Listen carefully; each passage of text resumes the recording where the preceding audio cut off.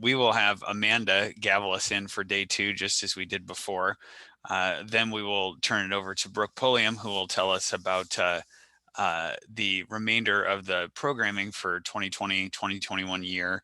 And then I'll jump in at the end of Brooke's remarks to sort of transition us into the formal part of today's conference. So actually, I know that folks are going to continue to stream in and scroll in, but we're now at 8:15 and we now have a couple dozen folks on the line. So Amanda, actually, I will ask that you take over for a moment and officially gavel us in as though we were all in person together. Go ahead, Amanda.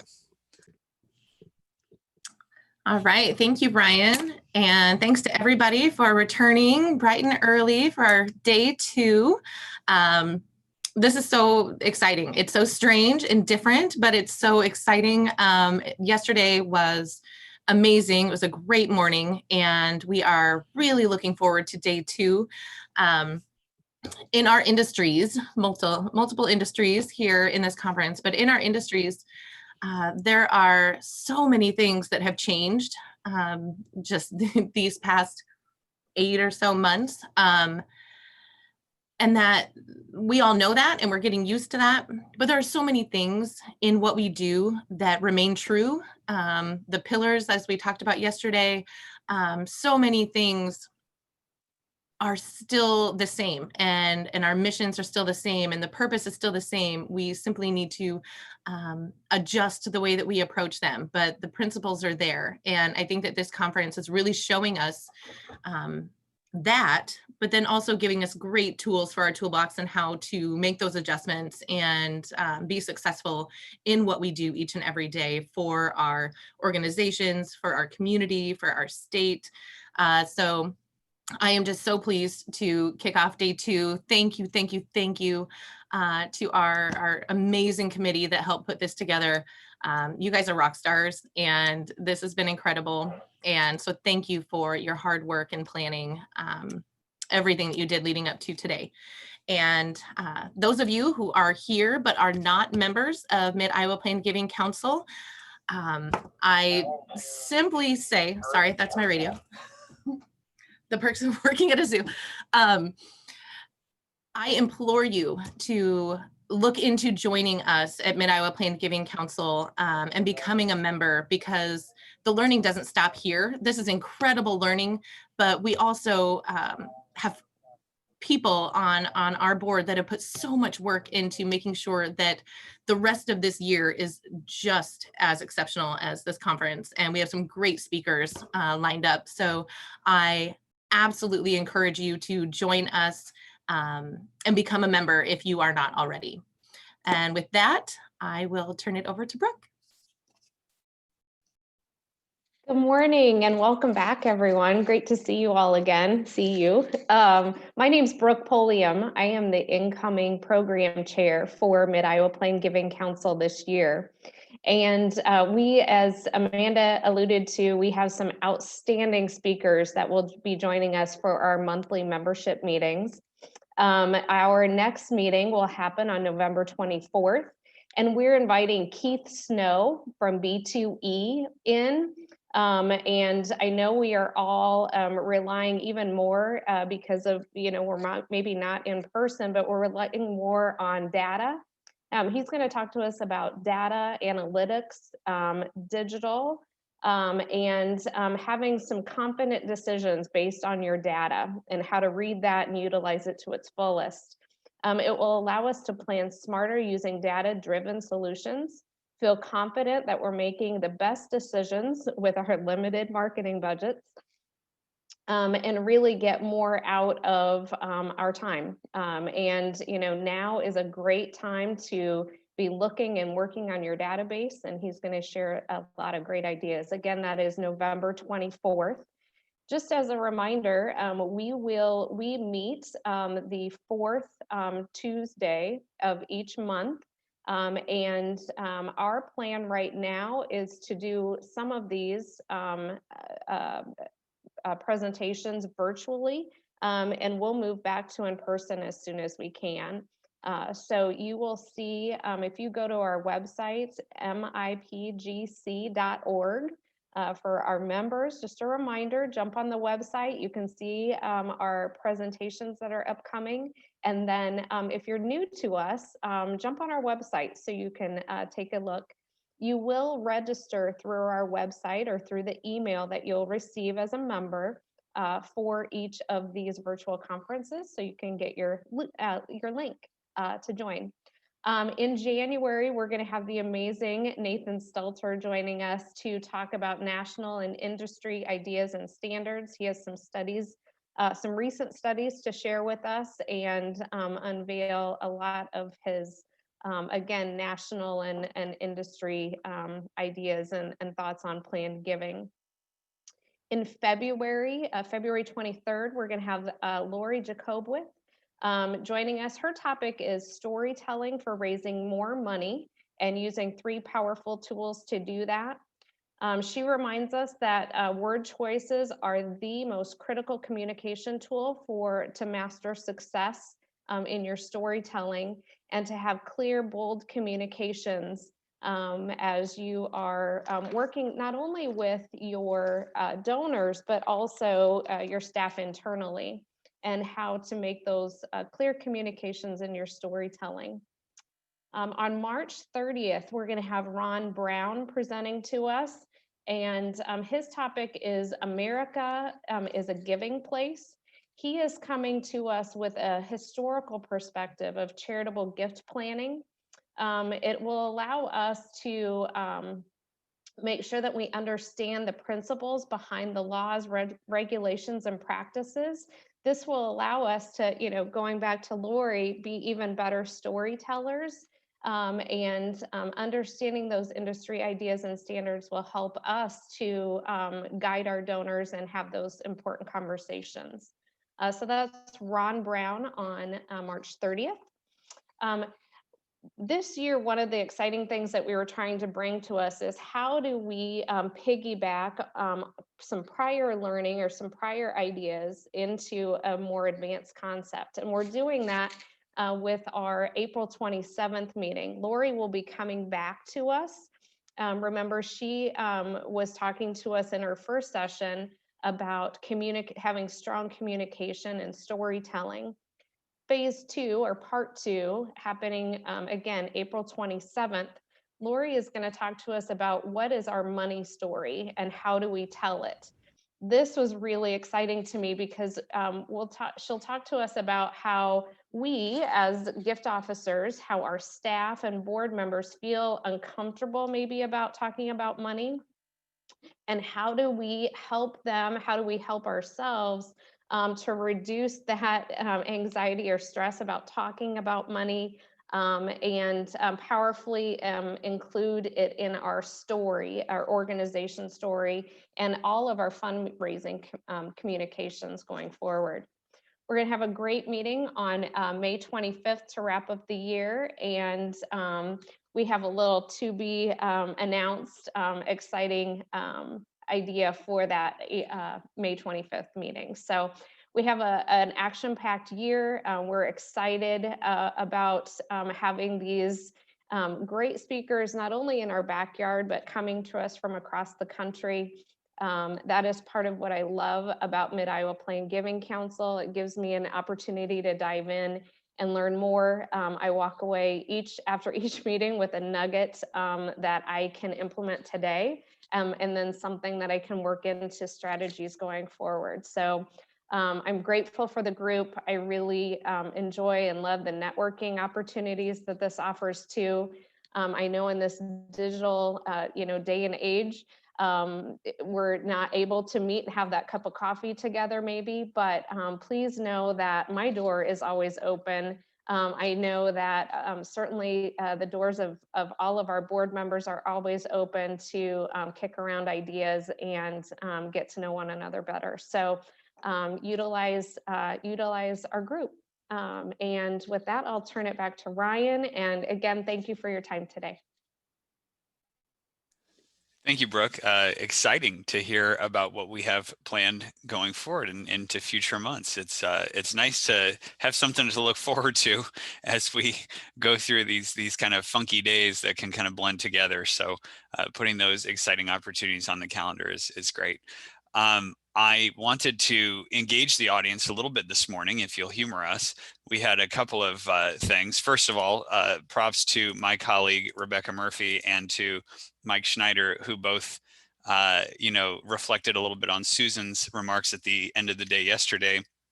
And for the Hamilton fans out there, I just popped the room where it happens into the chat. And so you can think about Susan and all of our OG friends who began plan giving here in Central Iowa, and how cool it must have been to be in the room when it happened. John Severson and others on the call are also living legends, still contributing to the profession and to the calls.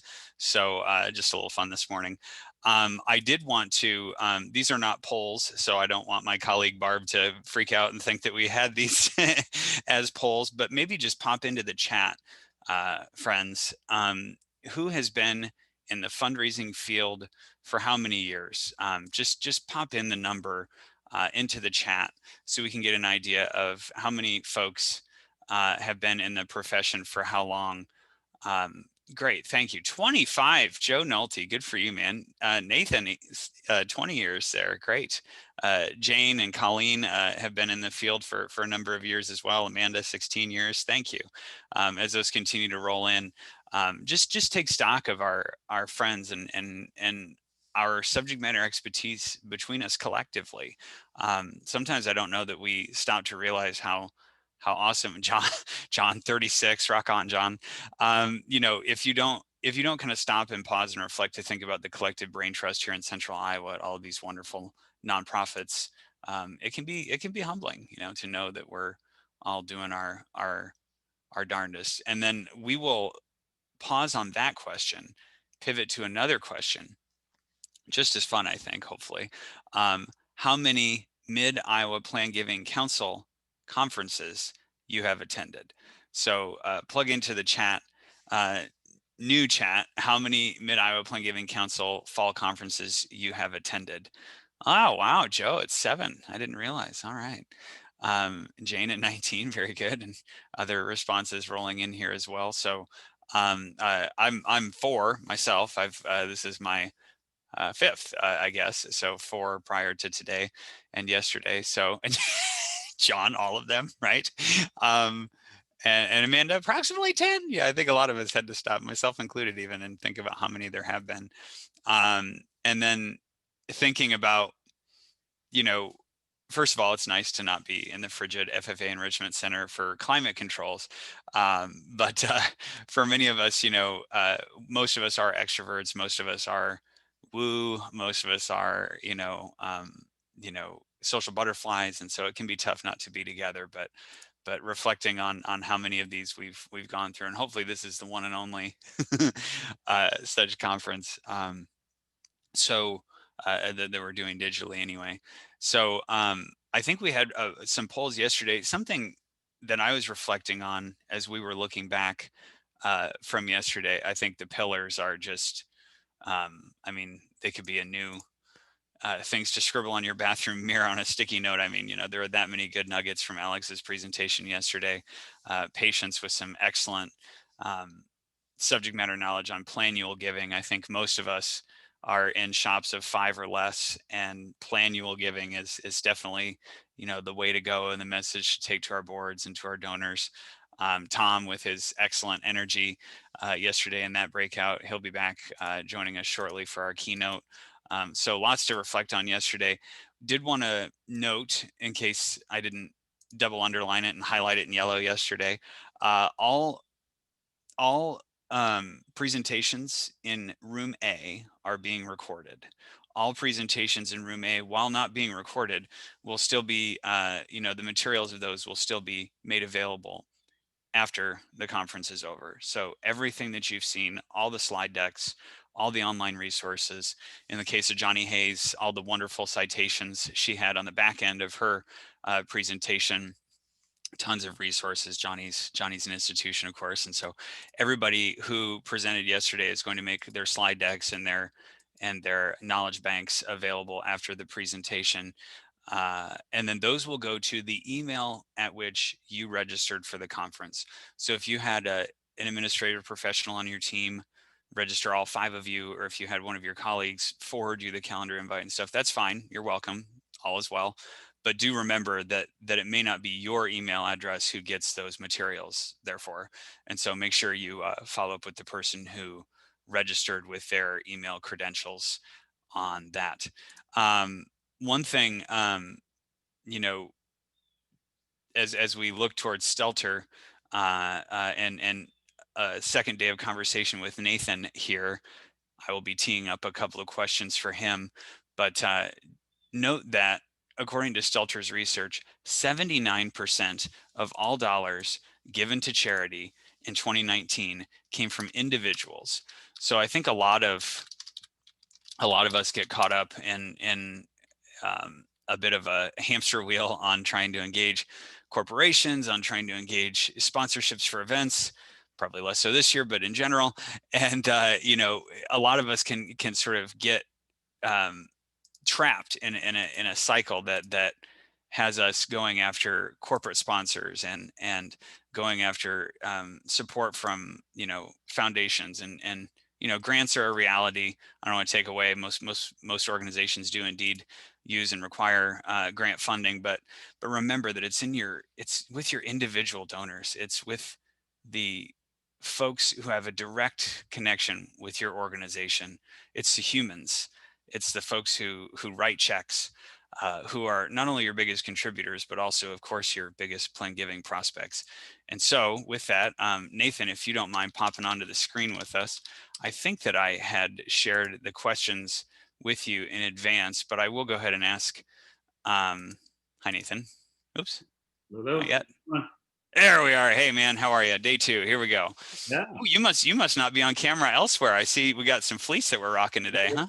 Yesterday was a long day of being in a suit and shorts, but yeah, today a little more casual. There we are. I like that. That's very good. So we had another question that we wanted to engage Nathan with today for the subject matter expertise of our good friends at Stelter. What advice do you have we know a lot of human service nonprofits are doing well, you know, food banks and the like, but some other organizations are struggling right now. What do you think we should be prepared for in the coming months? The pandemic, unfortunately, is not over yet. What do you think the next several months have in store for charitable giving? Yeah, you know, I know this is likely something top of mind for everybody, and you know, the powers that be at our shops and whatnot as well. I had a couple thoughts on that, and I did get your email with that question, so I had a chance to think about it even a little bit. But just again, awesome work by this team, and even listening to Brooke talk about the curriculum for next year with Lori and with Ron. I mean, what a great group. So I was only able to attend a little bit yesterday. It was an awesome, inspiring day in general because I got to speak with plan giving professionals in Pittsburgh at their conference, and then ended the day. Thank you, Colleen and Lynn Gomer, joining the Child Serve Board meeting, which was all about plan giving. It was literally an all-day plan giving Zoom session. So it was awesome on a lot of levels. But yeah, you know, obviously yesterday, and you know, we've all seen kind of what this year has thrown at us. There's so much uncertainty in the air going in, especially the next couple months. I think first and foremost, and one thing that I know we stress a lot at Stelter is taking care of yourself and your staff first and foremost. I mean, there is so much anxiety and so much distraction with, you know, a resurge, a flu season. I mean, who knows what that's going to look like? You know, those of us with kids that are, you know, little carrier monkeys anyway. But it's going to be a tough fall. We have the election in a handful of weeks, and hopefully we get some clarity, but that may drag on. We don't know. And so you got to not only ourselves and our staff and taking care of our mental and physical health, but, you know, being mindful that our donors are going to be seeing and going through the same things we're going through. So I think that's first and foremost. I think that the other side is fatigue. You know, we know Zoom fatigue is a real thing. We know being at home, teaching from home, all these things start draining at us. One of the things I spoke about to the Pittsburgh group yesterday was around surge capacity. And early on in the pandemic, we were all kind of pulling from, hey, we can do this, hey, it's only a couple months or whatever. I mean, again, we didn't really know at that time. But that's really been depleted a lot, that ability to, kind of handle some of this stuff. So I think those are going to be some big things from a fundraising and a donor standpoint. Personally, my biggest concern is just the lack of face time we're getting with donors, being in their living room, sitting down at the kitchen table and having those conversations. Zoom has been a great tool, but we know depending on age of our donors or their sophistication, that may not be the best always. So how do we sustain relationships? I think really looking at sustaining relationships is really, really important from here until people feel a little more at ease of allowing us into their personal space and having those conversations. When we were doing the keynote at CGP, Cynthia Krause down at Baylor Medical mentioned, hey, we need to be really good at using the phone to build relationships. Zoom, yes, for those that are able to do that, but we just need to really hone our skills, I think, in the coming months. If we haven't already been, I guess, for the last 6 or 7 months, just by necessity. So I think those are some major things. I think staying the course is really important. I think one of your questions yesterday was around, for those that are looking at putting Plan Giving on the shelf.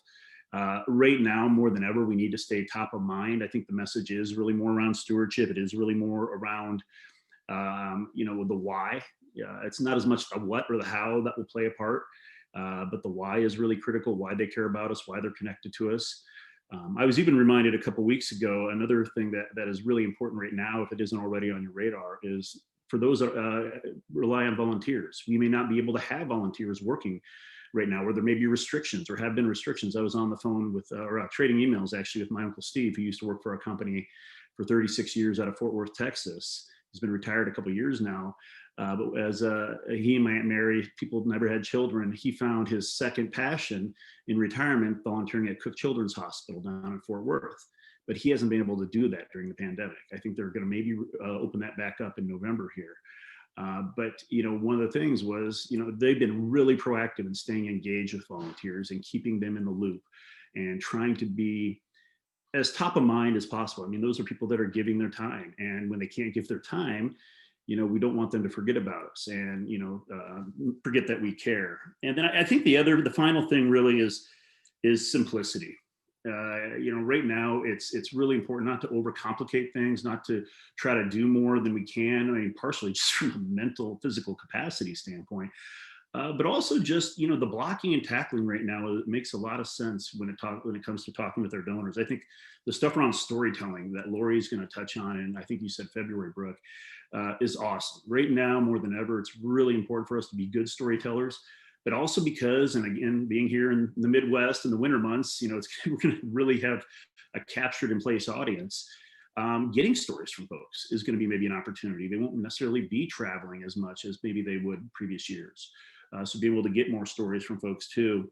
And I think, even you mentioned Ron Brown talking in March or whenever. He's a great gentleman. I've known him for about 15, 20 years now. And the context he'll be able to provide from a storytelling standpoint, I think is going to be really beneficial for everybody. So I mean, those are kind of some of the main themes. The next couple months, who knows? I mean, we had a storm squall or a winter squall, whatever that is, the other day. So, I assume something like Sharknadoes are going to happen in the coming months. I have no idea right now. Sharknadoes. It's a good point. It's only a matter of time, Ryan. I know. And, here we are trying to still mow our lawns, some of us, and we get, several inches of snow in the last couple days. It's just bizarre. And then we had Patience on the call. My goodness. Patience in California, you guys have been getting the wildfires of a lifetime out there. So I think it's just crazy everywhere. Sharknadoes, Brooke. Yeah, thank you. And I'll try to find something about Sharknadoes in the chat for those of you who don't know what we're talking about and you want to waste a weeknight during movie time here. But the other thing that was worth mentioning that Nathan and I talked about a little bit in our email correspondence would be that, in a lot of these cases with your donors, simplicity. Nathan said it, but those of us who attended the CGP webinars last week, Anyway, you know, the idea that we are just picking up the phone, just making a human connection. Sometimes our donors don't love the idea of making up their background and being ready for a Zoom call and doing hair and makeup if you know they feel that it's necessary. Sometimes just picking up the phone. Sometimes a handwritten note. Sometimes a highly personalized email that just lets them know that you're thinking of them. You know, these things can go a long way. I think Patience talked a bit about that yesterday as well. So we are sort of providing some context on plan giving and some context on donor stewardship. I hopped over to philanthropy.com, and the Chronicle of Philanthropy, and I know many of us are plugged into that as a resource. You know, I found a resource, or I found an article that talked about donors channeling more into donor advised funds, donors channeling more in charitable giving, donors giving, in fact, the statistic was 7.5% more in the first 6 months of 2020. So for many of us, you know, who are in organizations that may have furloughed, may have taken some PPE money, may not feel like, you know, events are going on and everything, you know, the data is in, and the data shows that our donors are still very engaged, still giving, and in fact, in a lot of cases, giving more or giving more often, or both. And so trying not to get discouraged and trying not to sort of think about how regrettable it was that you weren't able to do your 5K, or that you weren't able to do your dinner or your gala. Hopefully that shakes out in other ways with donors that are at least indicating with their pocketbooks in the first 6 or 8 months of 2020 that continues through to the end of the calendar year as well. And so the last thing, and I feel like this is consistent with what Alex shared with us yesterday, was to create a feel-good file in your inbox. This was one thing that I kind of latched onto: a feel-good file in your inbox. Donor success, donor stories. Again, harkening back to Patience yesterday, that sense of humor. Making sure that you keep some perspective in these weird times. So I did want to make sure that we had time to sufficiently tee up Tom. Tom is joining us from the East Coast this morning, and for everybody who joined his presentation yesterday, he is a talented communications professional. He comes from the for-profit world, so he has a very savvy sense about marketing, a very savvy sense about what messages work and what don't, getting rid of the clutter, kind of cutting through the clutter, and making sure that you deliver a message that really resonates with your donors. The fact that he's been in the industry for some years. He poked fun at his own age yesterday, so I don't feel too bad at invoking that. He's been at it for a very long time, and he joins us this morning, like I said, by way of the Boston area, if I remember right. Is that right, Tom? Boston area? I think we have Tom. Yes, Boston area. There we are. Good morning, Tom. Hey. Unmute myself. That's great. We will give you the floor and yield to you, Tom, and make sure that you can do a quick check on screen share if you feel like you need to. But I first saw you speak, gosh, I don't know, something like 2011 at an AFP conference, and all these years later, when we were putting together the lineup for this year, I remembered you, your humor, your presentation style, your energy is contagious. And like we already alluded to, your years in the field are unmatched. So we will turn it over to you for a keynote on our cloudy Wednesday morning here in Des Moines, Iowa. Okay, it's cloudy here too, guys, so sorry about that. Let me see, make sure the screen share is working. Yep. And let's go full screen. All right. What do you think? Is it working? Can you see me? Can you hear me? Yes, we can see you and hear you. Yep. Good. All right. Well, then it's delightful to be back in Iowa, or as my French father-in-law called it, Iowa. He couldn't do Iowa, and he couldn't do Ohio for some reason.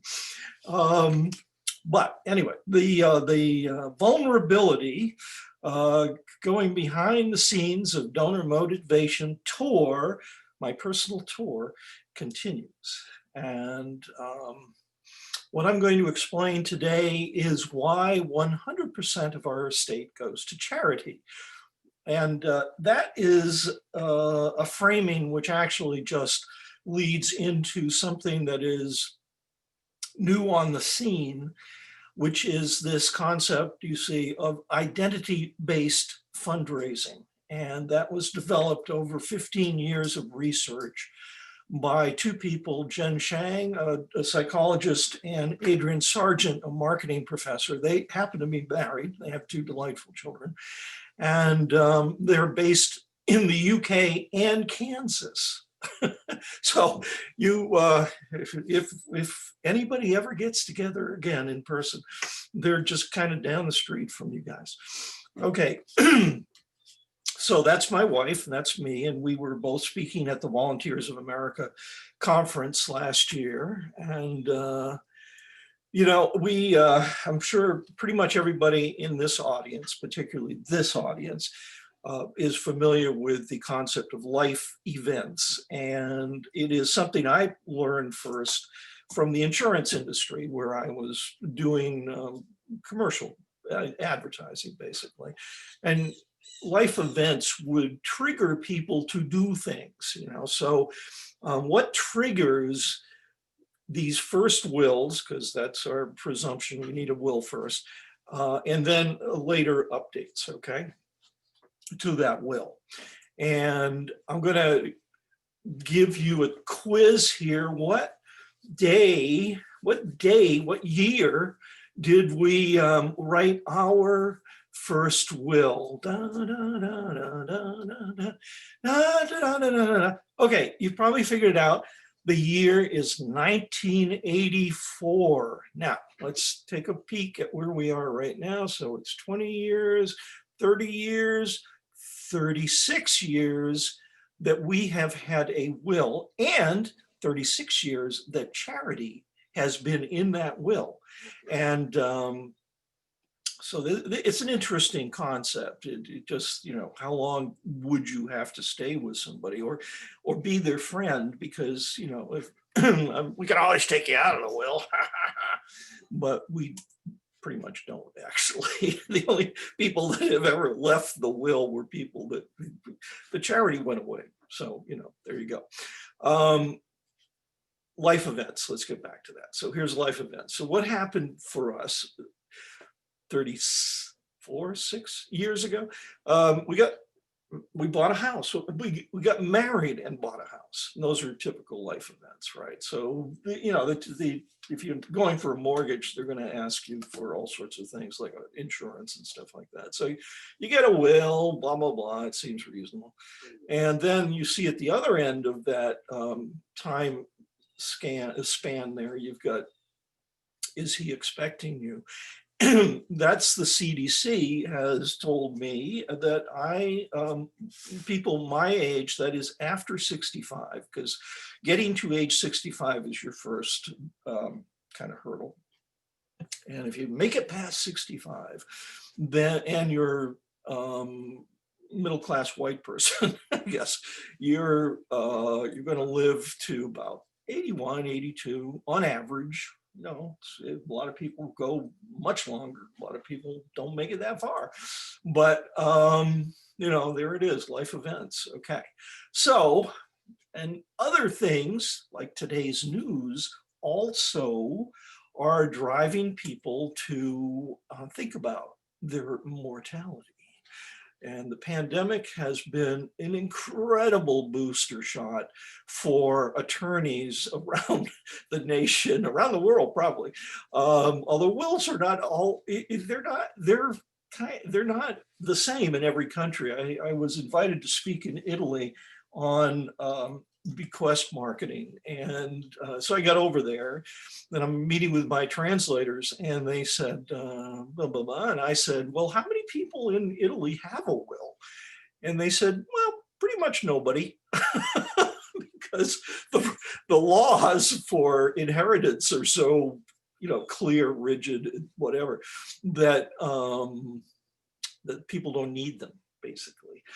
But in the US, yes, we like them, we need them. And a lot of people are thinking about this. I mean, you just heard Ryan talking about these are special times, and they are special times. They, if you ignore them, these times, that is, you're going to seem a little bit irrelevant. So right now, here's the psychologist, the person behind identity-based fundraising, and Jen Shang, born in China, educated in the US, lives in the UK, and she's talking about how people feel right now. And she made a short list: paralyzed, confined, powerless is on that list, victimized.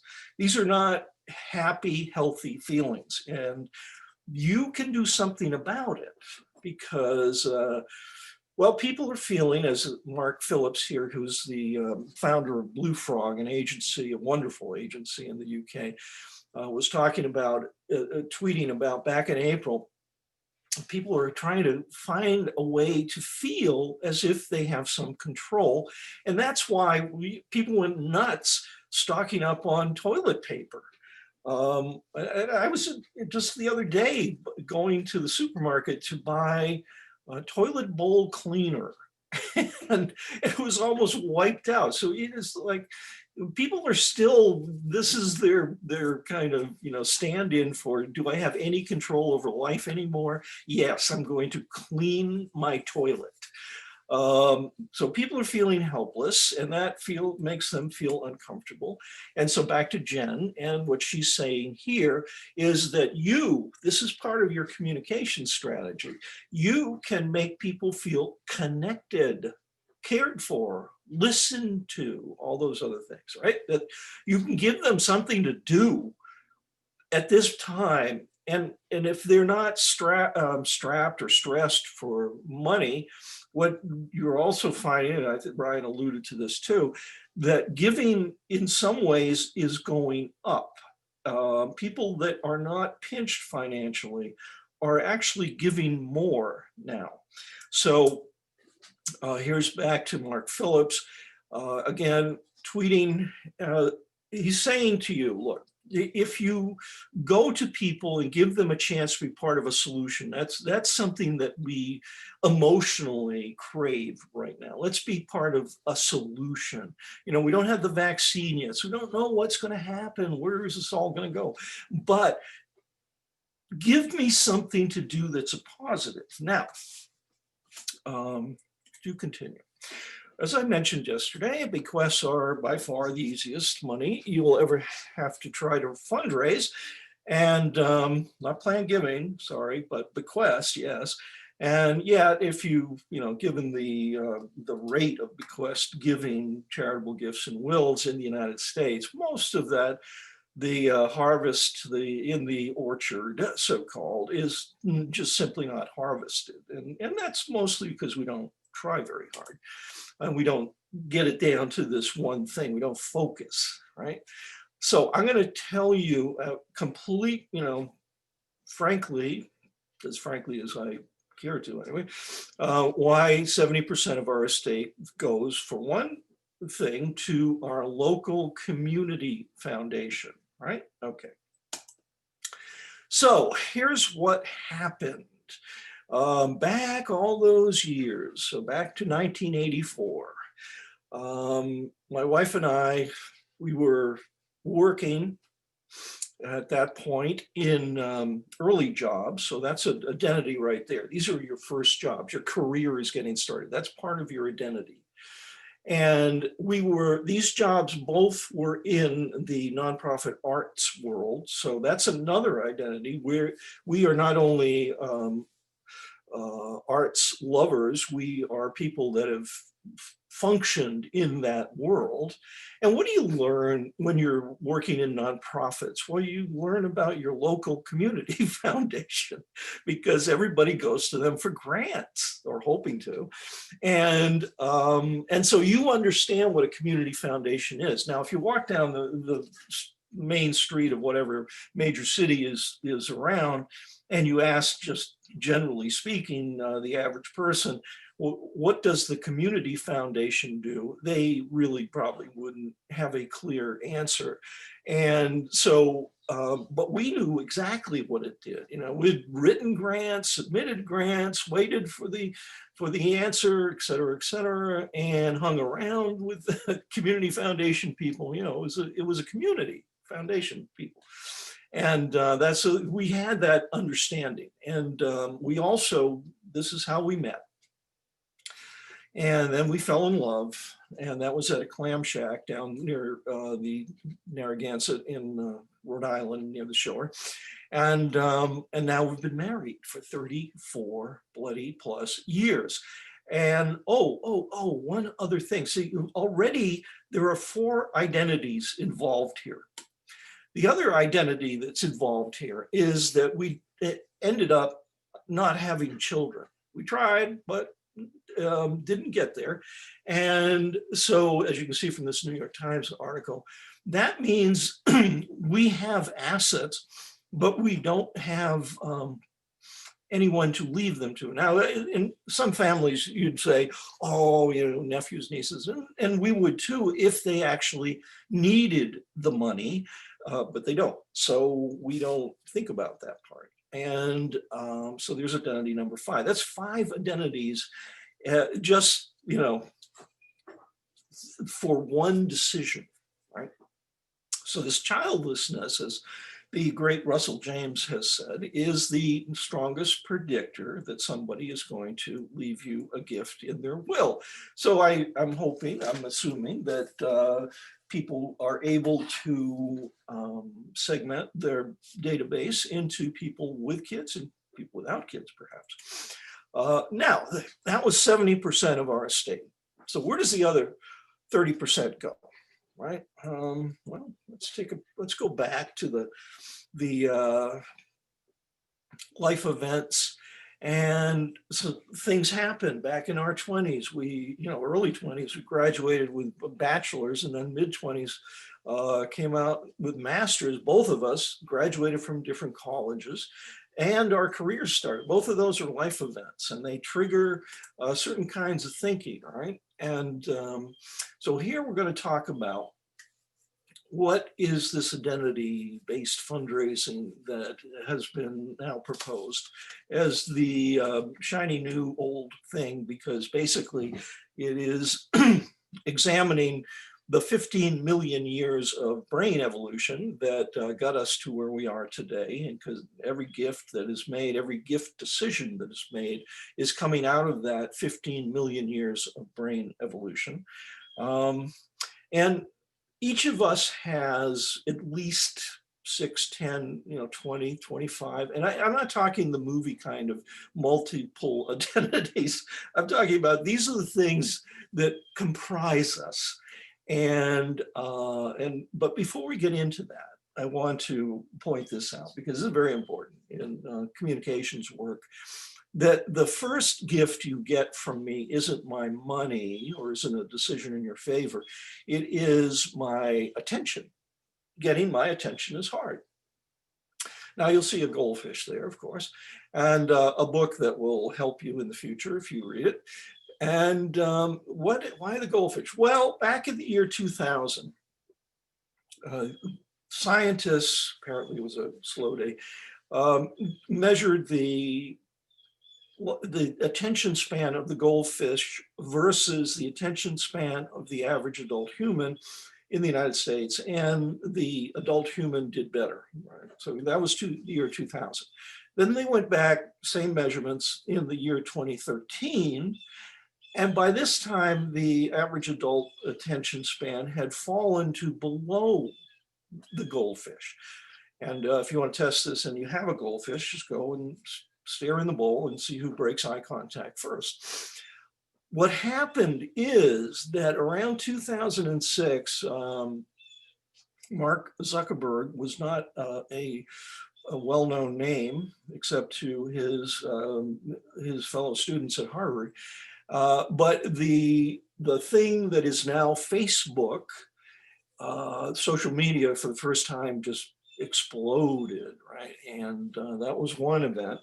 And then another event happened in 2007, which is the iPhone was introduced. And so you have a smartphone, and now we all walk around staring at the palm of our hands. Those two things destroyed everyone's attention span.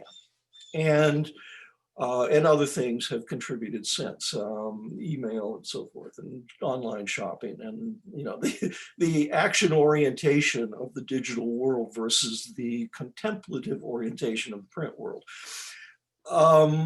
Again, you have to deal with this. This is not going to go away. It's not a temporary problem. It is a forever problem that good communicators have to deal with. All right, so that's where the identity-based comes in to help.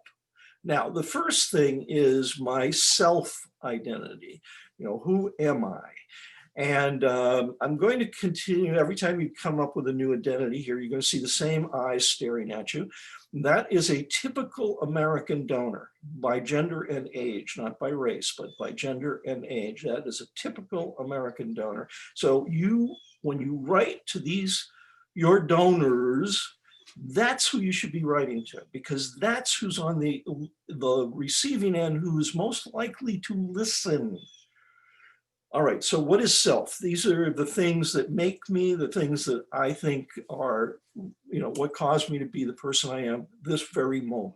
All right, and in psychologists, that's a term from psychology, the word self. Who are you? What is your self? Well, it's comprised, as you can see, of many identities. This is what an identity actually looks like. And that's my wife, Smun. And we happen to be in Oslo speaking, and we went to the museum where there's a very famous painting called The Scream. And she was wearing her favorite t-shirt for Emily's List, Elect Women to High Office. And she's expressing right there in front of the screen how well that effort is going. Okay, so that's what an identity actually looks like. Lisa Sargent, she is my top copywriter for fundraising in the United States. Well, okay, Jeff Brooks is good too, but Lisa, she's out there pushing, and getting great results, by the way. Nobody gets to be called a great copywriter who doesn't get great results. Those things are contradictory. She's a great copywriter because she gets incredible results.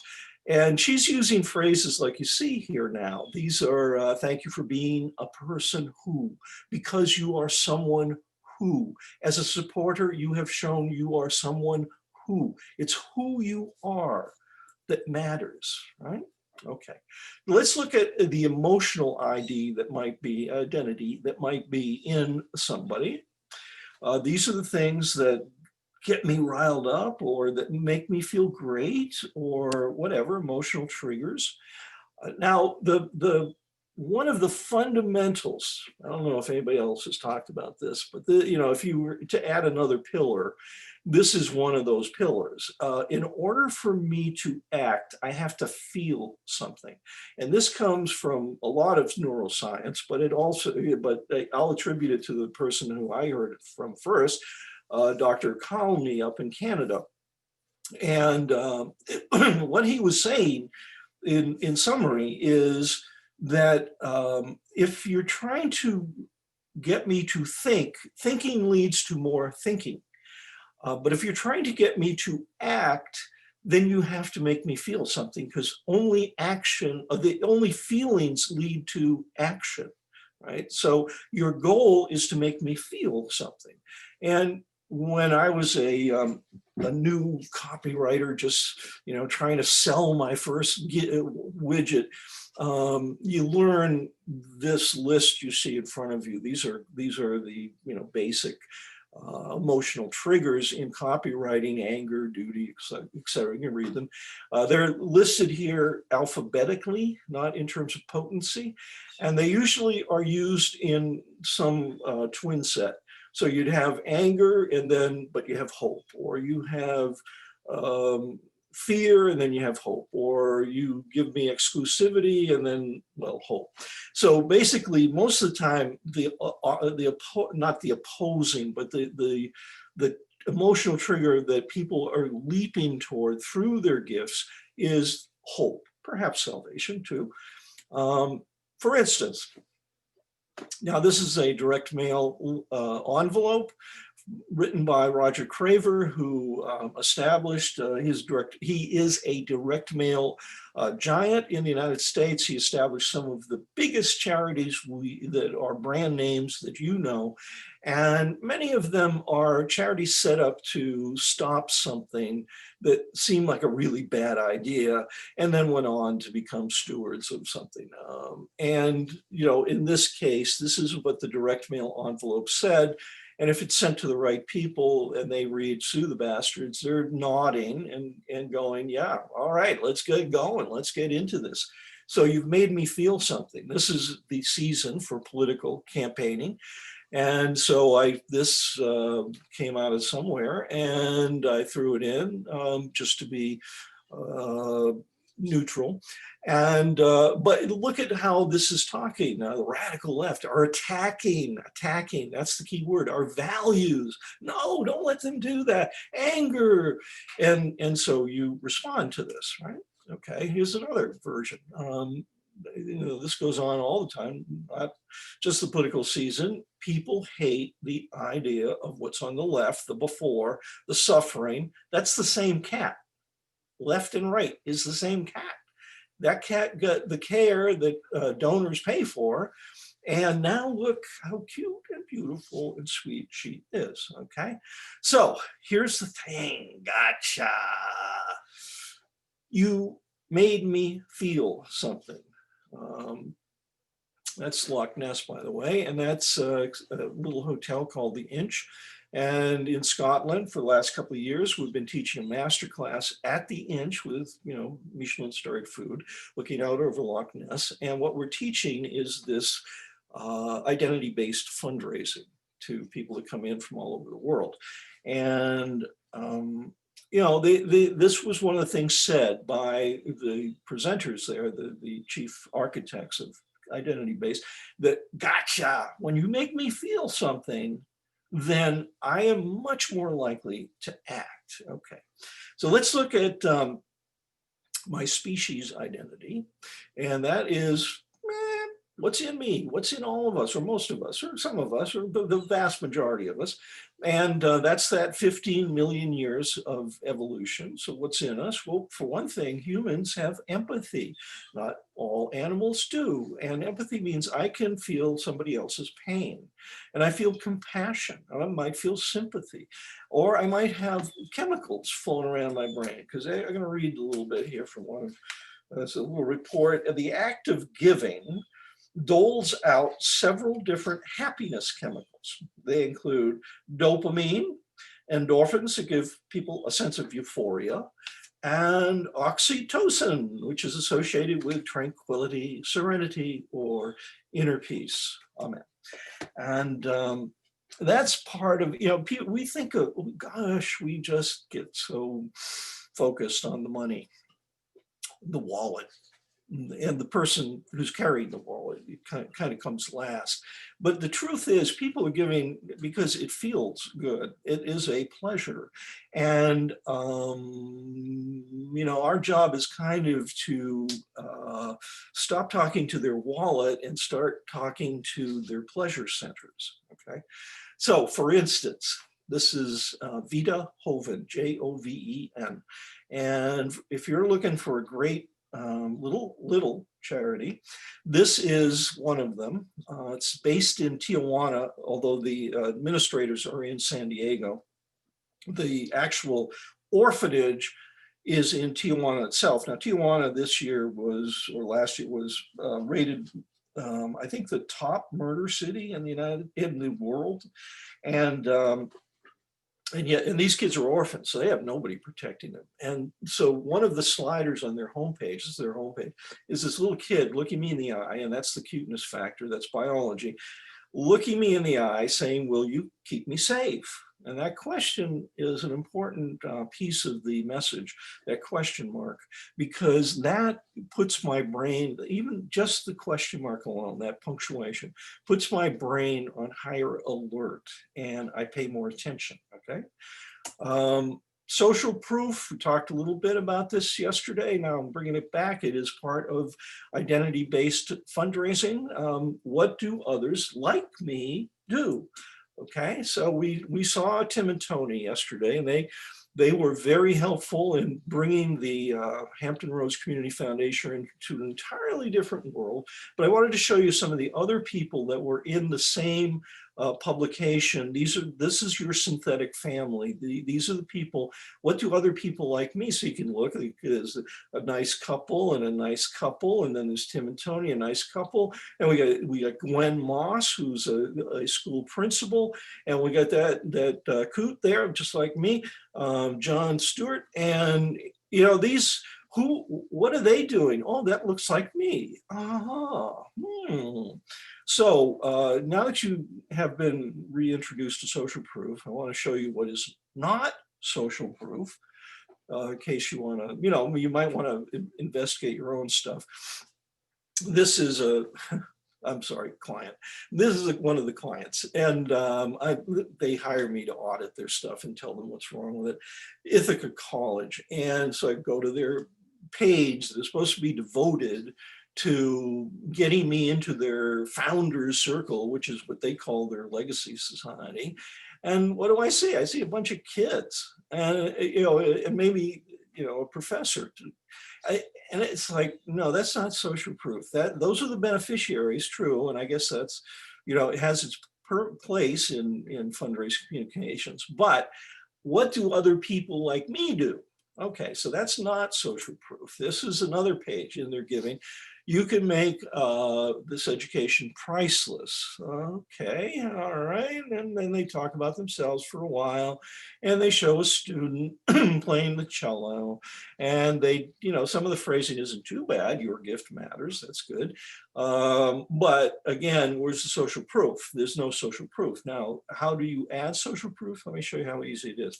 I just threw in one statement. I made it in bigger type so that it would pop a little bit on the page. I make it red for the very same reason. And I added a question mark for the reason I just explained. And that's it. Now I have something that people could look at, and I wrote that in about 30 seconds. So, if I were rewriting it, writing is rewriting in my world, copywriting. You would make it better. It's not great right now, but I just wanted to show Ithaca College what you could do here, which is show me what other people are doing. What is the most popular decision? Because again, planned giving, as I expressed yesterday, planned giving is trying to sell me too many things at once. And so I want to know what other people are doing. Then there is this symbolic immortality. And that quote, "Am I just meat?" came out of a book for people who are exploring Christianity and being more religious in their life. And this is the question we all can have as a biological entity. Am I just meat, or is there something more here? Now, one of the things you can do for me by making the bequest offer and making it often and making it clear and making it really simple to do is you can rescue my sense of self from death. This is called, again, psychology, this is called symbolic immortality. Right? So I'm good. My meat's going to die, but you can rescue my sense of self from that same death by giving me something to do afterwards. Now, I love this guy, Viktor Frankl. He was already, as a young man, a well-known psychiatrist in Vienna, 1930s, and the Nazis march in, and he's Jewish. So he and his entire family are dragged off to the death camps. And while he's there, though, he is a scientist still, of course, and he's observant. Now, his whole family, unfortunately, did die. He was rescued by the Allies. And he had noticed something in the camps, and that was that if you had any purpose, it didn't have to be a big purpose. You could be the person in charge of the stick that holds the window open so you can get some fresh air at night. If that's your purpose, you tended to live longer. And his conclusion over a lifetime, because he became world famous, wrote books, humans need purpose. Now, what better role could you play in my life as a charity that I care about, as a cause I care about, as something that I am fired up about emotionally, than to bring me that sense of purpose? So here's Greenpeace, and Claire Routley was talking about this, and what a perfect, this is, we saw yesterday, don't do a death brochure, do a life brochure or joy brochure. This is a joy brochure, and this is Greenpeace. Keep your rebel spirit alive. Because the people, most 2/3 of your donors in the United States are 55 and older. About half are 65 and older, and that's good data. And you work with what the reality of your target audience is. And these are people who are getting to what the CDC says the door is going to slam shut. And this says, keep your rebel spirit alive. We're not done yet. Are you? And that is an amazing piece of copywriting. What can you give me? Well, if you've got, like community foundations do or schools do, we just set up a new named fund at my university. How long is it going to be around? Forever. And how long is forever, by the way? Well, I went searching for the oldest endowment I could find, and I found it at Oxford University. There may be others, but this is the one I found. It was established by a monk in 1249. No kids, they admitted to anyway. And it was a scholarship fund, I should say, a scholarship fund, because here we are, 750 plus, who knows, years later, it is still sending good minds from poor families to one of the greatest educational institutions on earth. Wow, what a legacy. So what do we have in our estate? We have 2 permanent endowments. We have one for social justice. That's what's established at our community foundation. So in other words, they get 70% of the money. So what are they expected to do with it? Well, they will follow our wishes, although actually it becomes their money. And our wishes are that it be put into any cause that can, claim to be fighting for social justice, right? The other 2 permanent endowment, the third one I just mentioned is set up for people that are in the writing arts. But the second one, that was just, well, I just got the paperwork today, actually, so it hasn't been officially established yet. But the other one we do have established, has been established for quite a long time, is at Michigan State. Michigan State, why? Well, because my wife's entire family graduated from Michigan State, and her father was a professor there. And he met his wife there. They were students at that point, and they got married and they had 6 kids. And he went on to become a revered teacher of French, head of the department, blah, blah, blah, went around the world, so forth. And that went around the world part is actually important to this, because this is part of our identity. She grew up in a household that thought differently than maybe a lot of homogenous, second generation, third generation US households did. She had a French father who spoke with an extremely heavy French accent all his life, and took them on sabbatical, because he would be a guest professor here, there, and everywhere, any place where French was spoken. So they got to go to Africa, they got to go to Polynesia, they got to go to France a lot. And part of their upbringing was, for all 6 kids, was this, that travel was a good thing. And so this particular endowment is to help students from Michigan State University, it doesn't matter where the students came from, but to assist them with travel to French-speaking countries. And a lot of them do go, right to Paris, because, well, they did anyway, until the plane stopped flying.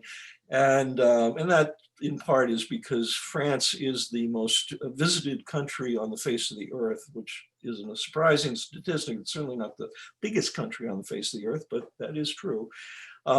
And so what's behind these? Why social justice? Well, there's a little story behind that. And one part of it is, you remember my wife standing in front of the painting Scream, and she's got a t-shirt that says women's, vote, elect women.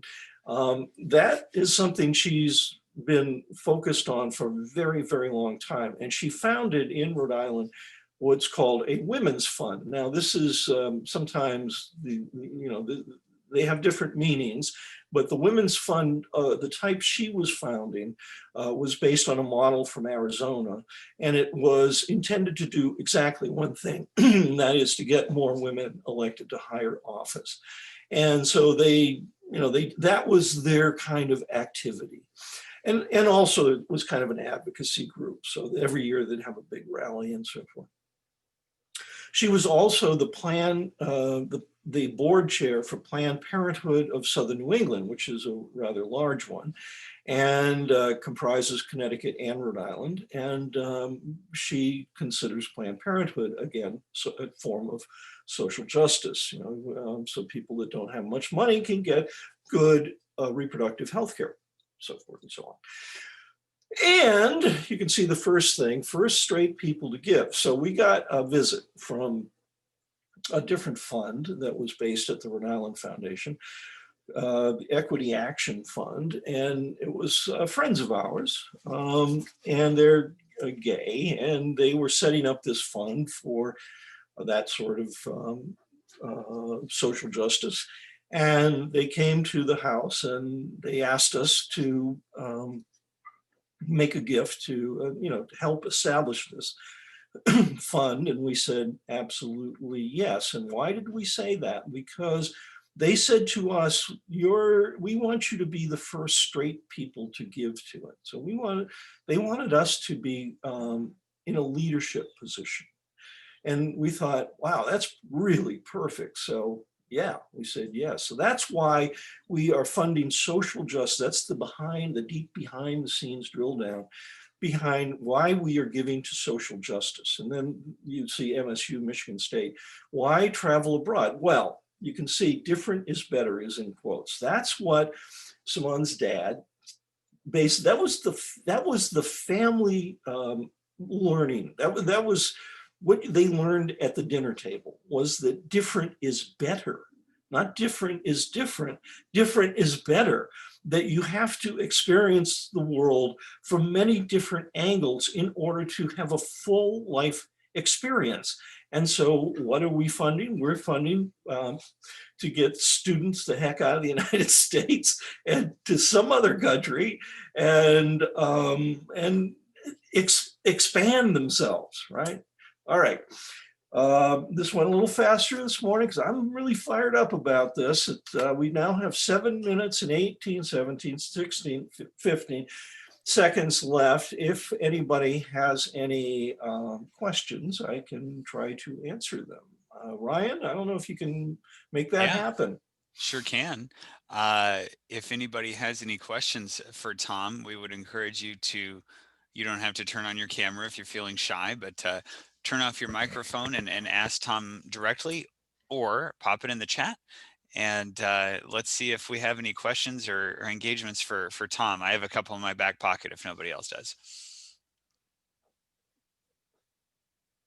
Well, let's get the ball rolling here, Ryan. What do you want to ask? Sure, absolutely. So if you had, if you are wearing many hats, as many of us on this call do, what would sort of be,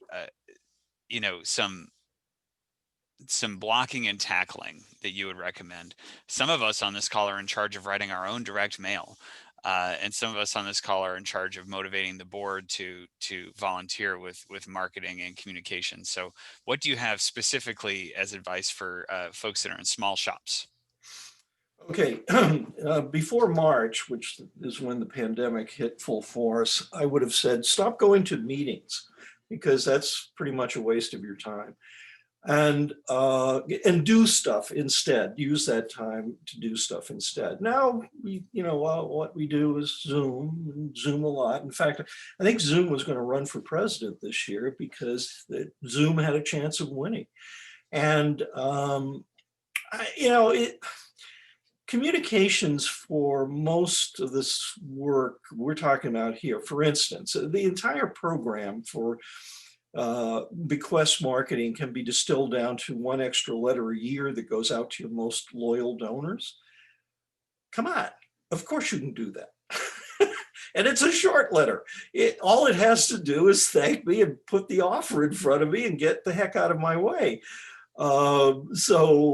None of this is hard retrofitting. You won't miss anything by doing something else instead.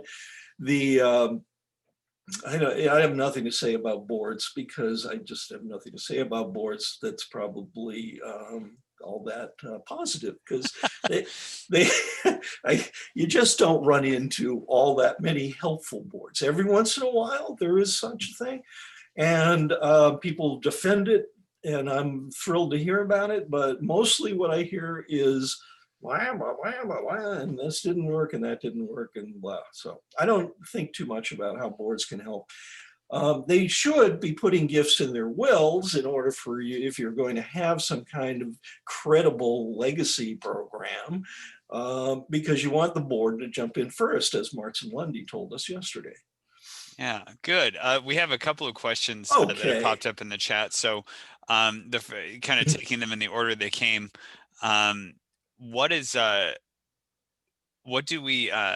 Excuse me, I'm trying to read here. What is your take on services like free will? Quick answer. What is your take on services like free will or other services that help to pre-populate wills? Good or bad? Oh, very good. Free will. I have several clients who use it. I mean, it was all they could basically do at this point, because they're, like you were saying, Ryan, they're busy. They're doing all sorts of jobs. But free will comes along. The thing that is good about free will, and I've looked at it both in Canada and the United States, is that it asks a question that even your lawyer might not ask you. And that is, are you interested in putting charity in your will?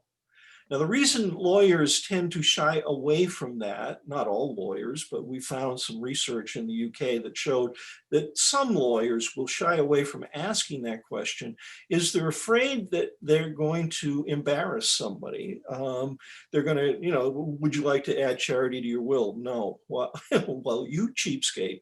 It's just, they don't want to get into, never ask a question you don't know the answer to.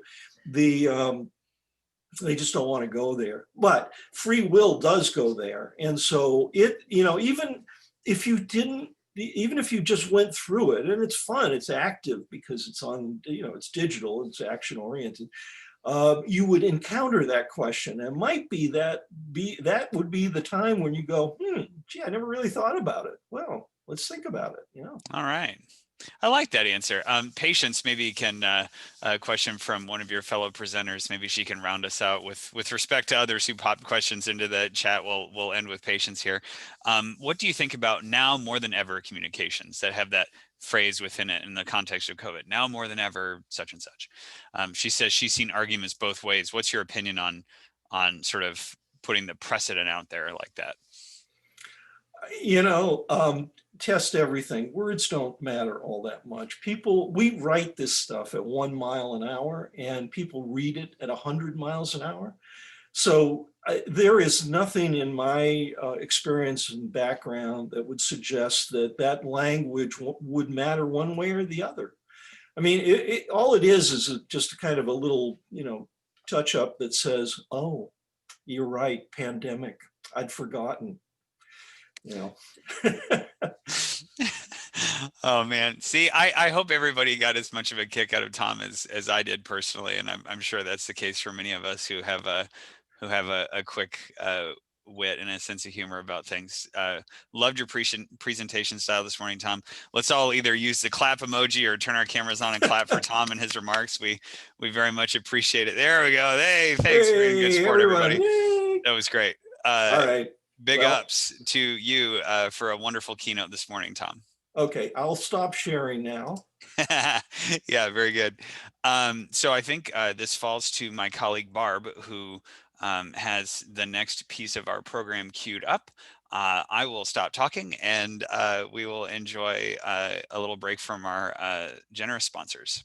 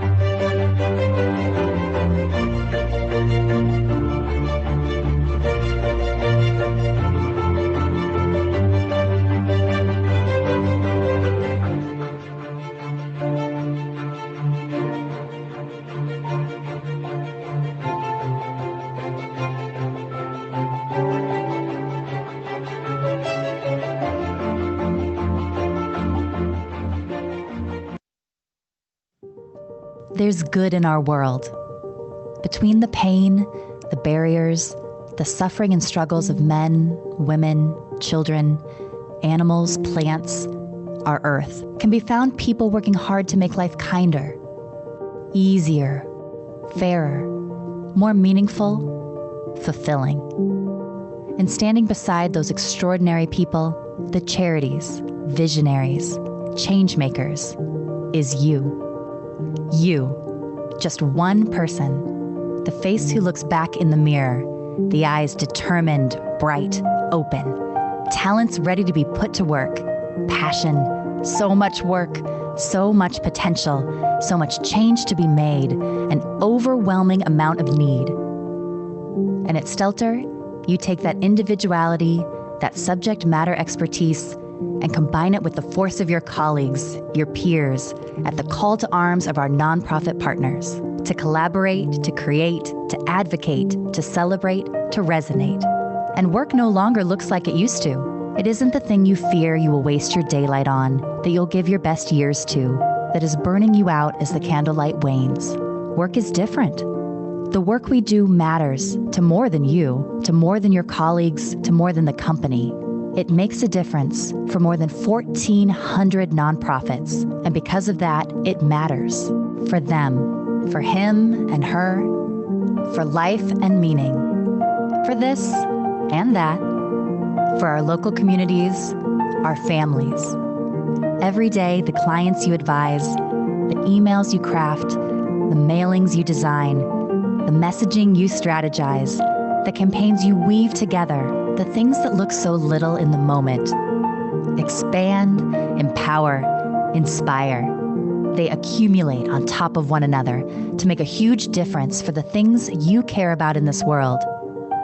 You make a real difference.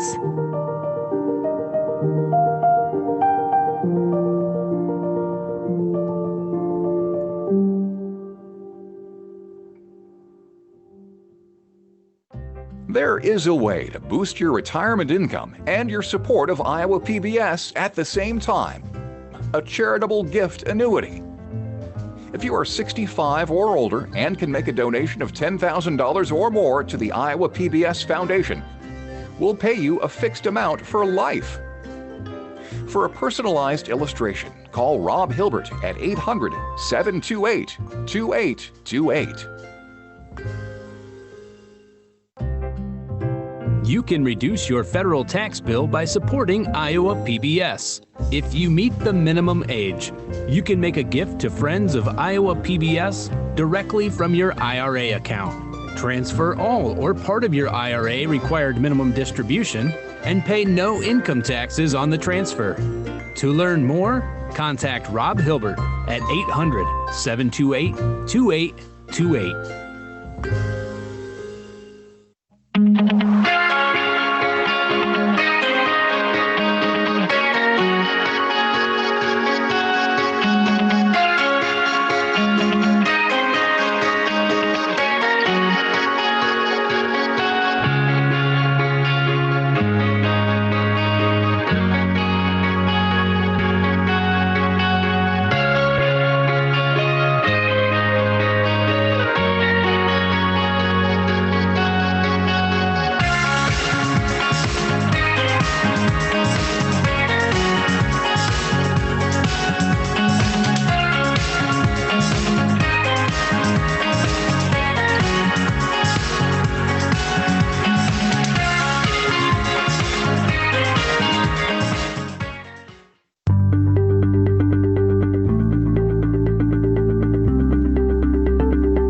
Advisors in a lot of ways, financial advisors in terms of our charitable investment partner program, attorneys, tax advisors, bank trust advisors. Really we want to capture the whole picture of a client's financial and legal and tax life, and we do that in collaboration all the time.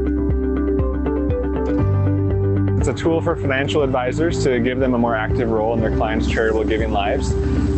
We think of charitable giving funds a lot of times as a charitable bank account or a charitable investment account, and it's just a great way for them to be able to actively manage the investments for that underlying charitable account for their client.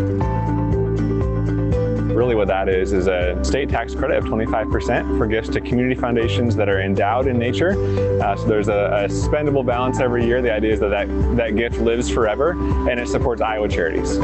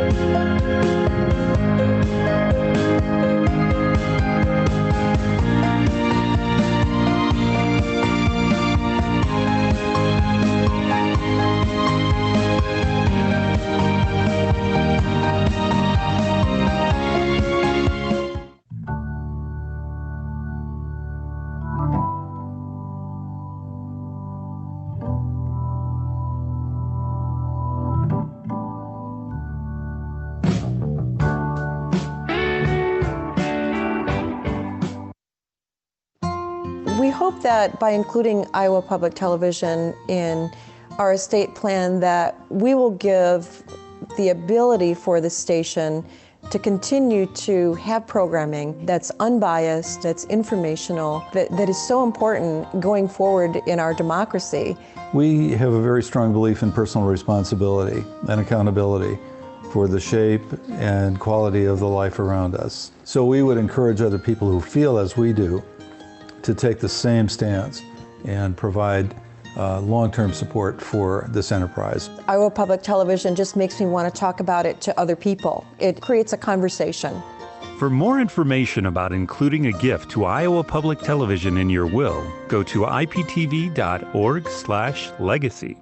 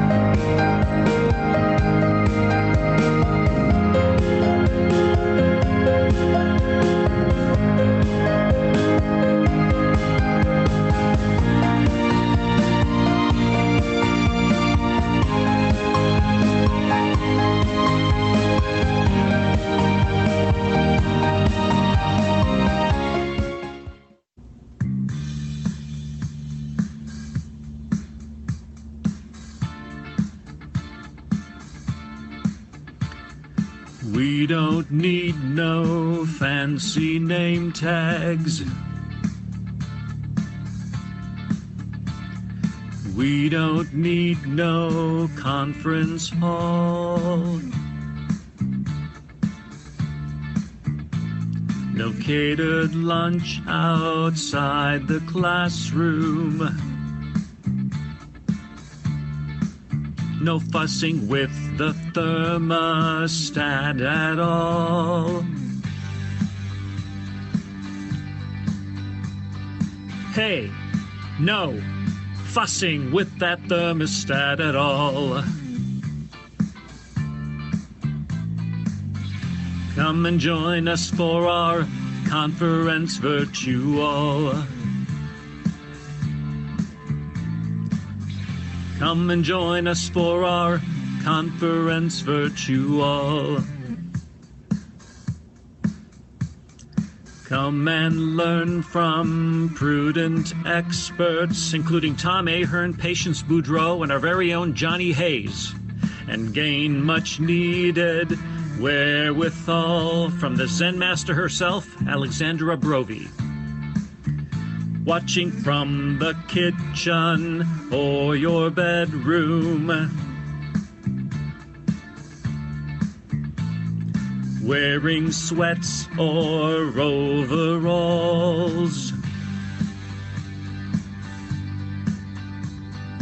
or hey, we don't care if you put on clothes at all.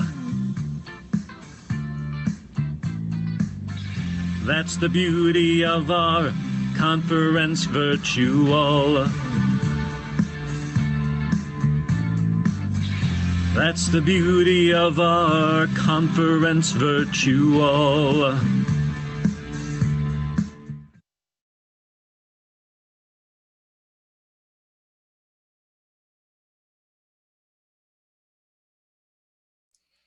And now we will turn it over to our friends at Eden Plus. Eric Heininger, you have the floor. Why, thank you. Was not expecting the song early in today, but that's all right. I love it anyway. I am going to do a quick screen share for everyone who's here, and then we'll get kicked off. Sorry, I'm doing dual monitors at the moment to try and be able to see questions as we go. All right. Can everyone see my screen now? Somebody thumbs up, something like that. Great, thank you. I appreciate it when folks are able to participate. And I also, this is a fun day, and we're gonna do a lot of interactive work in the next 15 minutes because I know we're all adult learners and it's just a lot easier and a lot more fun that way. So hi, I'm Eric Heininger. I'm a member of the Mid-Iowa Plan Giving Council, and I get the pleasure of chatting with you between Tom's amazing session this morning and the breakouts that are gonna start at 10 o'clock.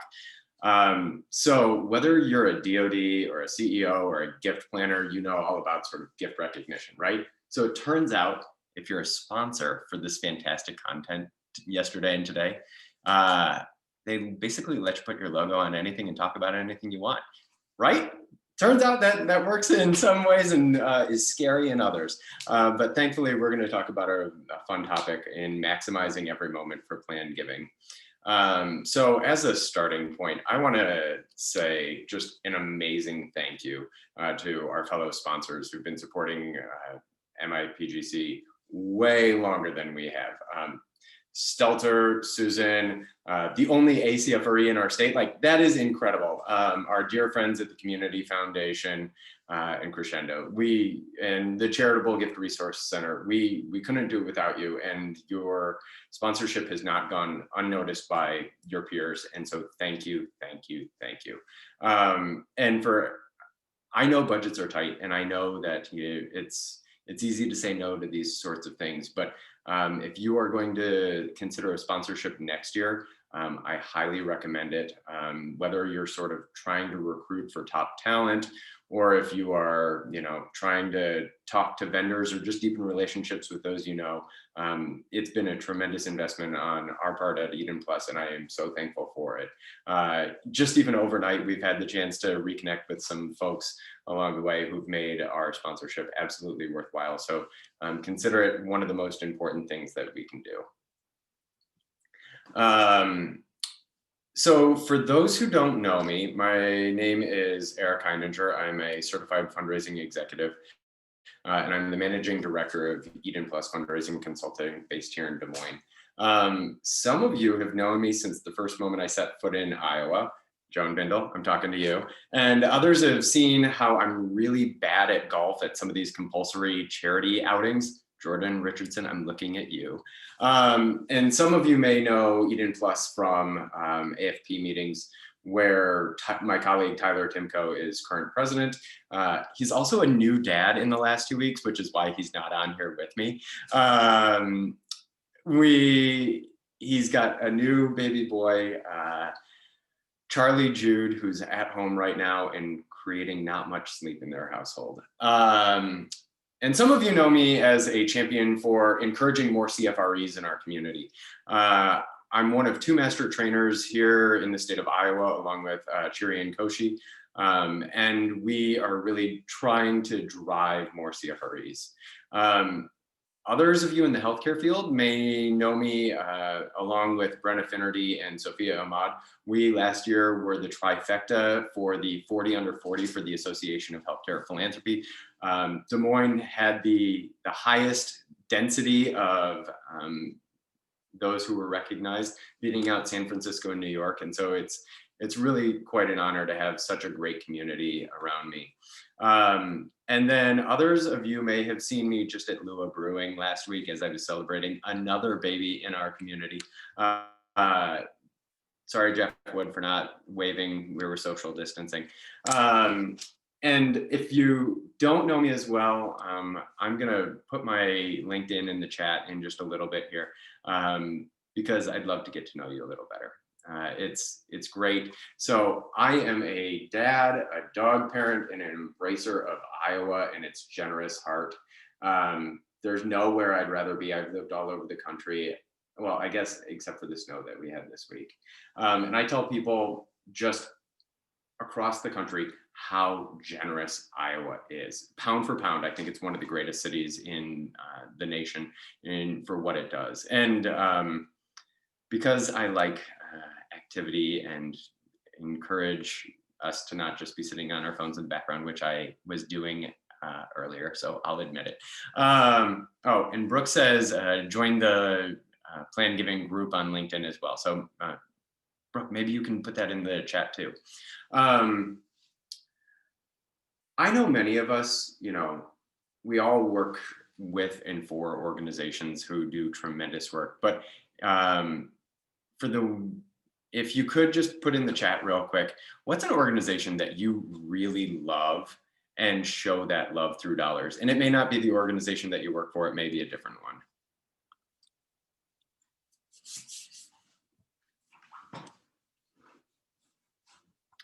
Ooh, the Nature Conservancy, Catholic Charities, love it.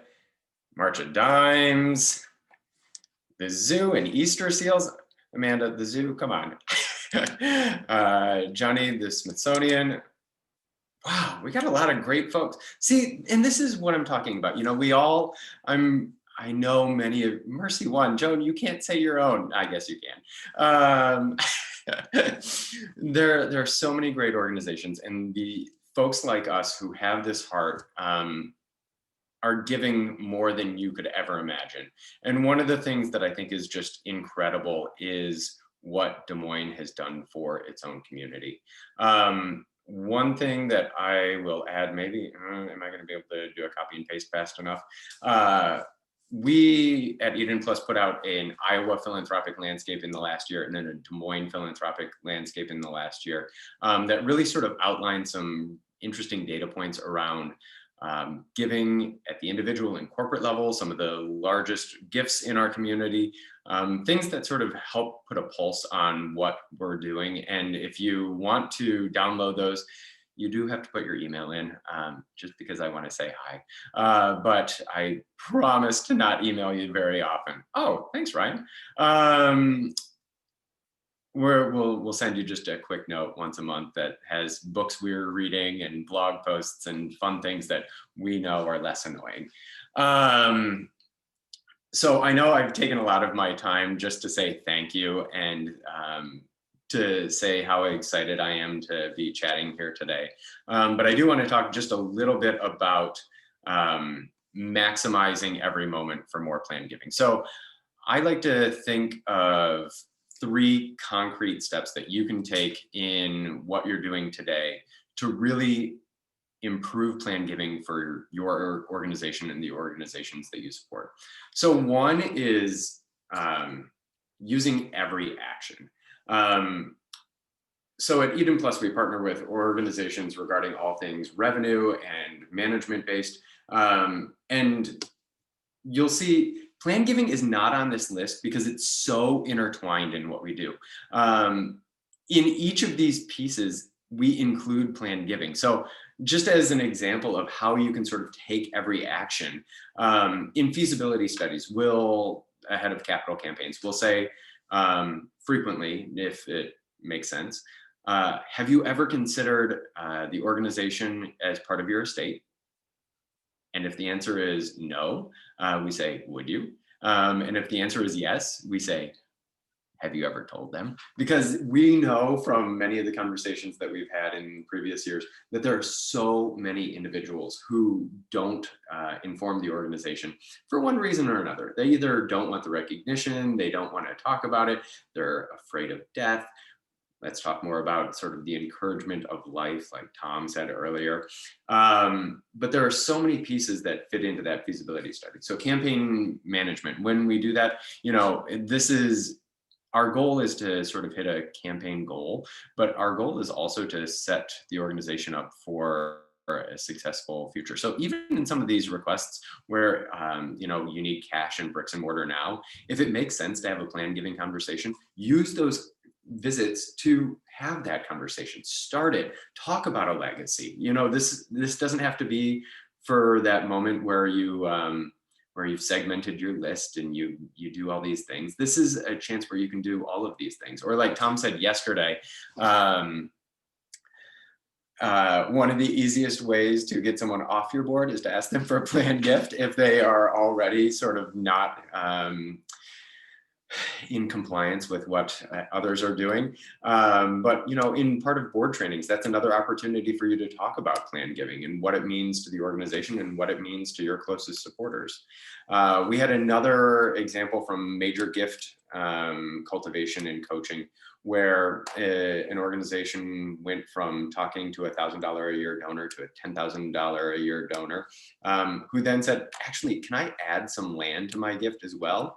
Like, it sounds fake. I get it. Like, to go from that like smaller gift to a major gift and then a planned gift all in one meeting, it sounds crazy. But if you're asking and you're asking frequently and the right way, it works. So think about that in every action that you're taking.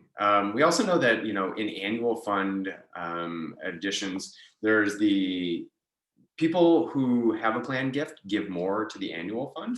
You might think that it would otherwise cannibalize, but there's so much that when you have that escalation of commitment and that anchoring into an organization, a planned gift early on can lead to thousands and thousands of more dollars over the next 10 and 15 years.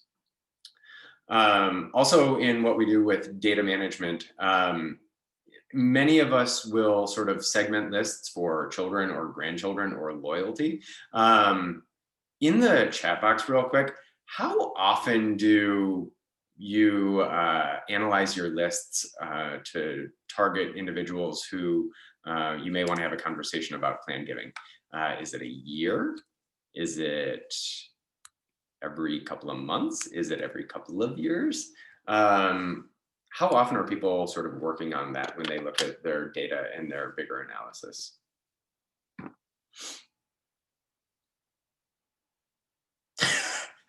Not often enough.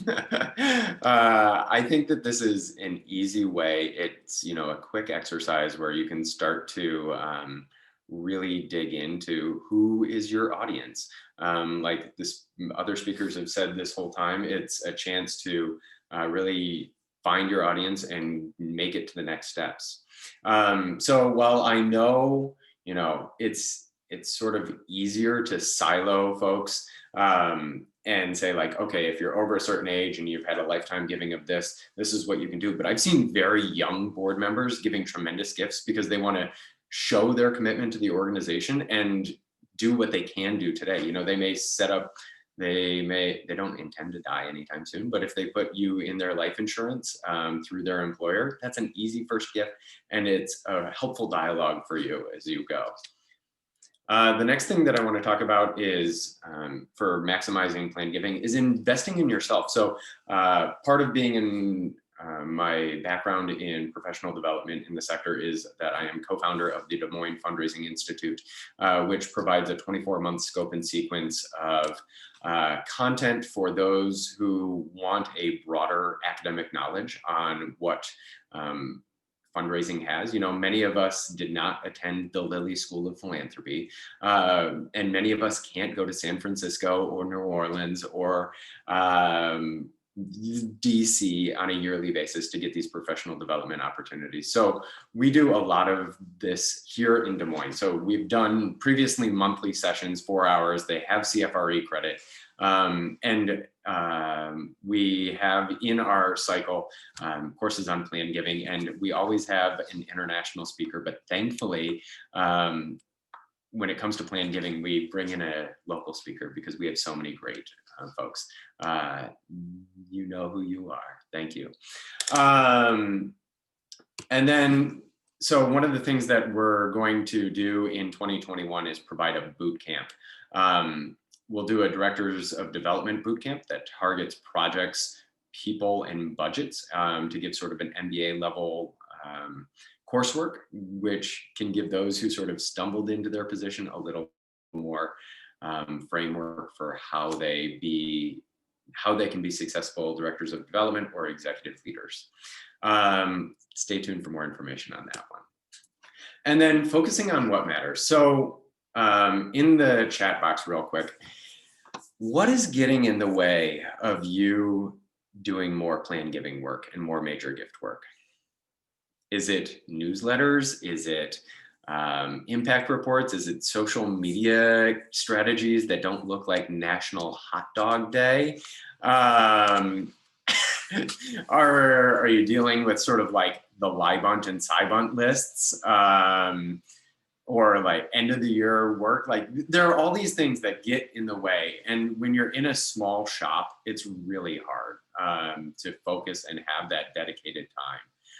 Yeah, managing larger events, board liaison, annual giving, all these things that are really tough. So one of the things that we're doing at Eden Plus is in the remainder of 2020 and 2021, we're going to provide a streamlined fundraising service. It's, you know, it's hard to hire right now. Many of us have had to do furloughs and it's hard to plan. And so if you want to maximize your time to focus on major gifts and planned giving, talk to us about what that means. We're setting up a system where you would pay a flat rate that you can forecast, where you have a certified fundraising executive or certified nonprofit professional who can tackle these things, and you don't have to worry about it. So if you're looking at maximizing your planned giving time, this is one way to do it. Get rid of all that stuff that gets in your way and let us help you with that. So I know we're tight on time. So just a recap, in order to maximize your planned giving, consider using every action and integrating planned giving into what you do. Invest in yourself so that you are a honed and well-oiled machine when it comes to planned giving as a practitioner, and then focus on what matters most.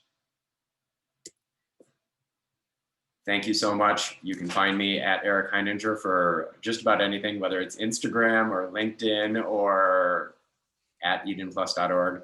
I'll add a couple of those links that we talked about for the Fundraising Institute and for the philanthropic landscape. But otherwise, thank you, thank you, thank you. This is a wonderful conference, and we are so happy to be supporters of it. Thank you, Eric.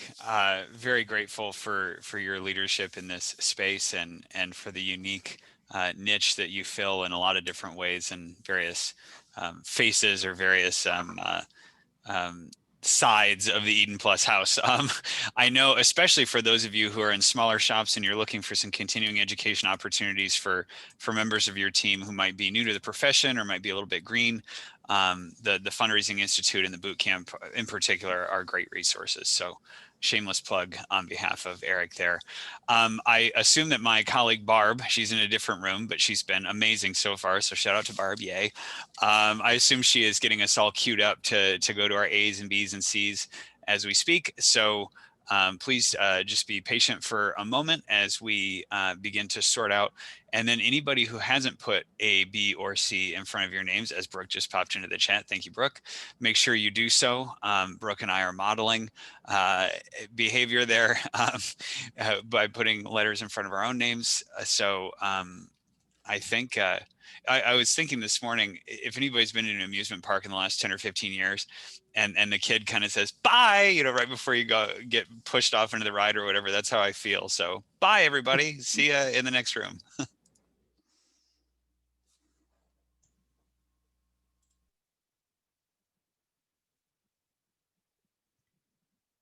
Okay. I don't know if I'm supposed to just say hello this morning. Good morning, everyone, and introduce myself. I was already introduced yesterday. I'm Alex Brovey. If you've joined me, hopefully you are in session A. As I understand it, there are a couple more sessions going on at the same time, so decide which you would like to be in with your letter. I'll give everyone a moment to get settled. Okay. I'm going to do a little screen sharing here. Good morning, Alex. Just so that you know that Eric Heininger will be introducing you from Eden Plus. Great. Thank you. Alexandra, let me know whenever you're ready. I know we're getting folks in different rooms and adjusting. So maybe we give them just another minute to get there, and then we'll let you pull up your slides and do all those important things. But then I have my little script to help along the way. Well, thank you. I'm honored.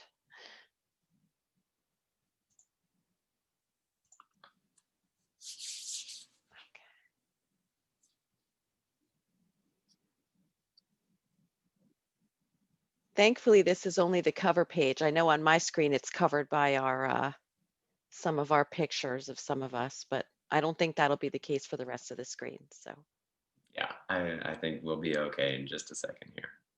All right. Are you ready, Alexandra? I am ready. Fantastic. So thank you, everyone, for being in room A for a 10 o'clock start. I know we all enjoyed hearing from Alexandra yesterday. Be sure to check out her trilogy, Zen and the Art of Fundraising. The session she's about to present will be great for all fundraisers, regardless of how many years they have in the profession. I think that's really helpful because we do have a wide variety of folks here in the room. There are tried and true ways of beginning a gift conversation, as Alexandra will demonstrate and enlighten us shortly. Let's welcome Alexandra. Thank you. All right, so let's see if technology is going to be agreeable this morning. So when I originally prepared this presentation and gave it a couple years ago, we were not in a pandemic. So I could very well have renamed this How to Begin a Gift Conversation Anytime, including during a pandemic. And I will try to offer things that are helpful for the present time, although at some point when the pandemic is past us and we're back to whatever the new normal looks like, hopefully we will be able to take some of the things that we're going to go over this morning and apply them. I'm all for everyone participating. If you have something to add, an interesting story that you feel everyone would like to hear that makes a point, I'll ask you to put some things in chat from time to time. And if Eric can so kindly just let me know if there's something in there I should address before moving on, I would be more than happy to do that. All good. Okay. So we are going to do a couple of things. We are going to focus on 3 of the 16 traits that I spoke about yesterday during the keynote. If you didn't catch them, all of them will be listed at the end of these slides in this PowerPoint, which I understand you will all get. And we're also going to talk about, we're going to move on pretty quickly to conversation starters. How do you really begin that type of conversation? What kind of things can you ask or focus on? And I know there are a lot of people listening to this that could very well be sitting in my shoes and giving this presentation. So please, if you have something concrete to add, I welcome your input. You know, having successful conversations requires having confidence in your skills and then having some practice at it. Yesterday, we reviewed the 16 traits. I would ask you to think about some of them. I'm sure some come to top of mind, probably the ones that you possess and hone pretty well. But I also want to ask you something. I mentioned yesterday that there are probably multitude of traits that I didn't include in the top 16. And now's kind of your chance to put those in the chat function, and we can look at them in a little while. I'll give you a couple seconds to do that.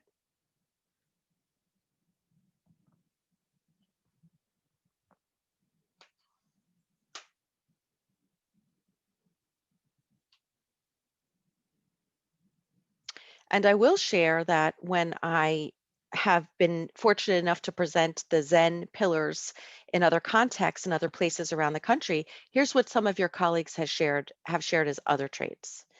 Empathy, trustworthiness, integrity, love that one.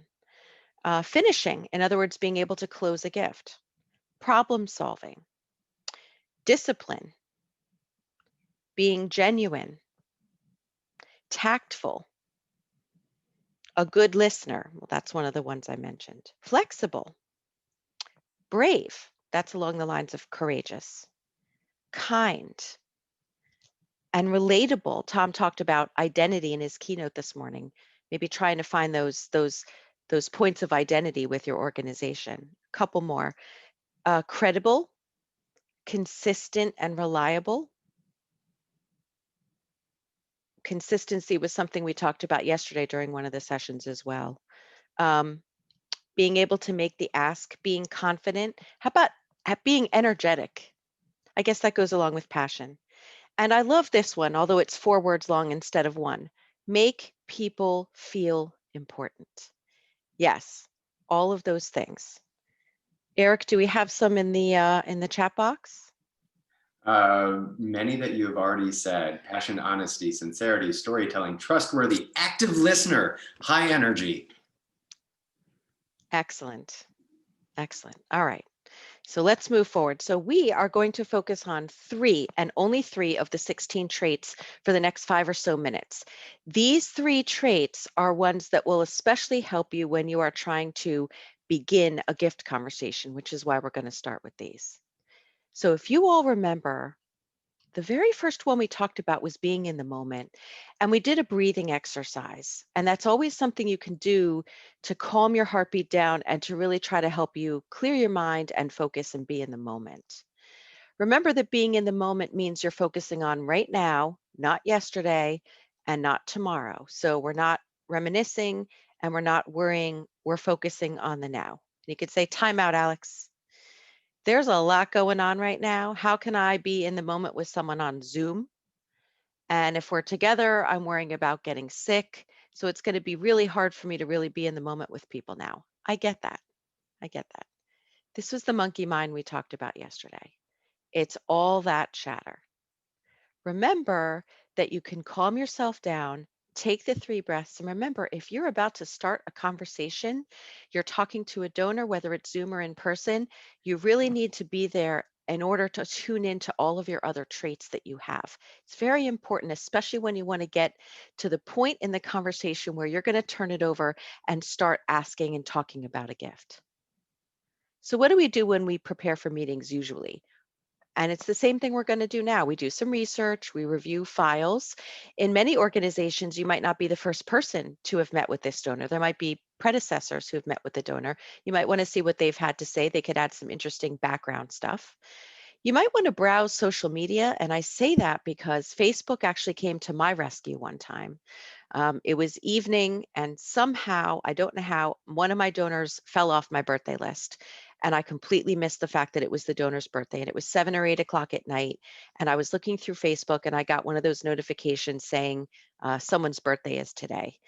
And it was my donor, and she was actually turning 75. And the picture on Facebook was beautiful because it was she and her entire family. So not only did I get the notice, not only was I saved by Facebook, but I have a beautiful shot of her entire family. And so I was able to send her thanks or congratulations on Facebook, and I'm sending thanks to say, oh my God, thank you that I didn't miss actually wishing her a happy birthday on her birthday. And then the last part of preparing for the meetings is we're speaking about in being in the moment is preparing your mind. I always like to say, show me, don't tell me. I mean, words don't mean a lot, but actions really do, especially when you're talking about your donors. So even on Zoom, and I know it's hard, you got to work on that eye contact. It's not the easiest thing to do. You need to be responsive. Sometimes on Zoom, that's going to mean we talk over each other. It happens. I think everyone's getting used to that now. And we have to be more tolerant of distractions. Nathan showed us by example yesterday. We just have to understand that kids, dogs, mailmen, people coming to the door, planes and noise in the background, lawnmowers and everything, they're just going to happen when we're working remotely. And that's probably not going to stop moving forward. It'll happen for you and it'll happen for your donors. The important thing is not to let any of those things get in the way of focusing on why you're on this call or this meeting with your donors. I do pose a question here. How do you show you are in the moment with a donor, especially when you're on Zoom? And you can put some answers in chat if you're so inclined. You know, I think about things like things we've done when one of our speakers is finished. What do? We put the little clapping hands, or we actually clap and show someone. We show emotion. We show more than emotion. We show actions. In addition to the eye contact, we show smiles. I mentioned yesterday that you can tell when someone's smiling, usually even when they're wearing a mask. And that's meaningful because we can't see people's faces. It's very hard to tell the broad array of emotions, but we can usually tell when someone's smiling above the mask and by what's projecting. So think about all of those different ways that you can show you're in a moment with the donor, even if you're just on the phone or just in a Zoom call, because that's going to be the reality moving forward. All right. I want to keep these quick to get through these 3 pillars so we can actually get to the conversation stuff. So the second pillar I wanted to focus on that helps you begin gift conversations is listening. And I mentioned yesterday, if I were really pressed to select one trait that I believe is a key to being a successful fundraiser and person and in relationships, it's listening. Remember, listening isn't passive. Listening is very active. Listening is focused. Listening is a gift that you give to your donors. I can remember going back a number of years when I first started my career. I was at Penn State, and I would travel to different places in the country and visit with a number of donors, or I call them donors. Some of them had made 0 gifts in 50 years, and I was trying to reconnect with them. And on one particular day, I drove about 200 miles and visited with 5 different individuals and couples. And I pulled into the hotel at night and walked in, and the clerk looked at me to go through the transaction and give me my room key. I couldn't even crinkle my face into a smile at that point. I had nothing left. I spent the entire day trying to navigate myself with the bag phone that one of our speakers at the conference mentioned, with the bag phone in my car, because it was so long ago, and then spending all that active time listening to what people had to tell me. So listening is very active. It takes a lot of energy, and it's an extremely important trait of a successful fundraiser. I might have shared this quote yesterday. I love this one.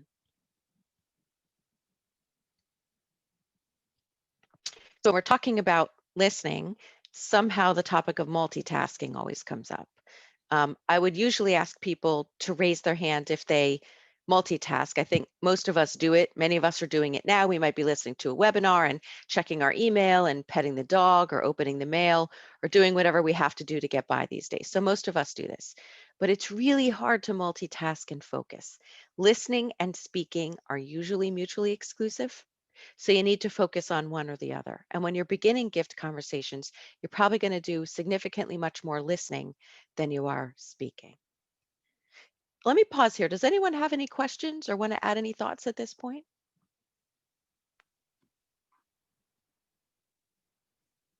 Or you can put questions in the chat and we will get to them before the end. That's fine too. Okay. And the third pillar we're going to talk about and apply is curiosity.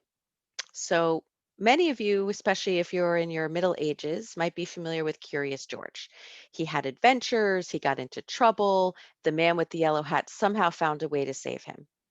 What we realize is that curiosity can lead you down new avenues in conversations with your donors. So I think back to all those stewardship calls I made, and many of you did the same thing, I'm sure, in March, April, May, June, and into the summer. We were checking in with our donors, and maybe a small part of our mind was thinking, I wonder if they might be able and willing to give to our emergency fund, our COVID fund, or just in general to our mission this year. So a couple things happened. Imminently, we're all expressing some version of this is terrible and fear that we're going to die and worry that this is never going to end, or how is it going to end? And really, we always start with that question, how are you? Even in emails, I noticed that I've been, as the first line of my email now, how are you and how is your family doing? That's usually the way I start most of my emails right now. Then we look back at the past. And this seemed to be kind of a pattern consistent in call after call. So the donors and I would remember the last time we had our Legacy Society lunch and who the speaker was or what happened. Or we might remember a happy or reassuring or fulfilling time.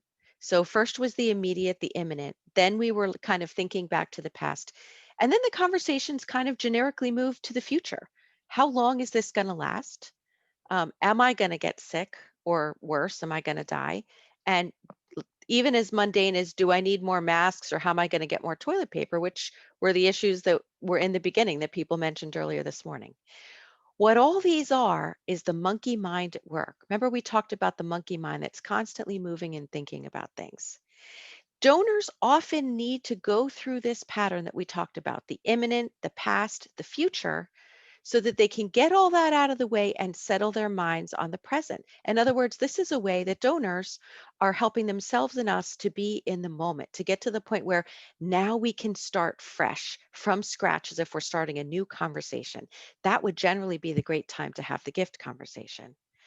I like to analogize to a marble in a bowl.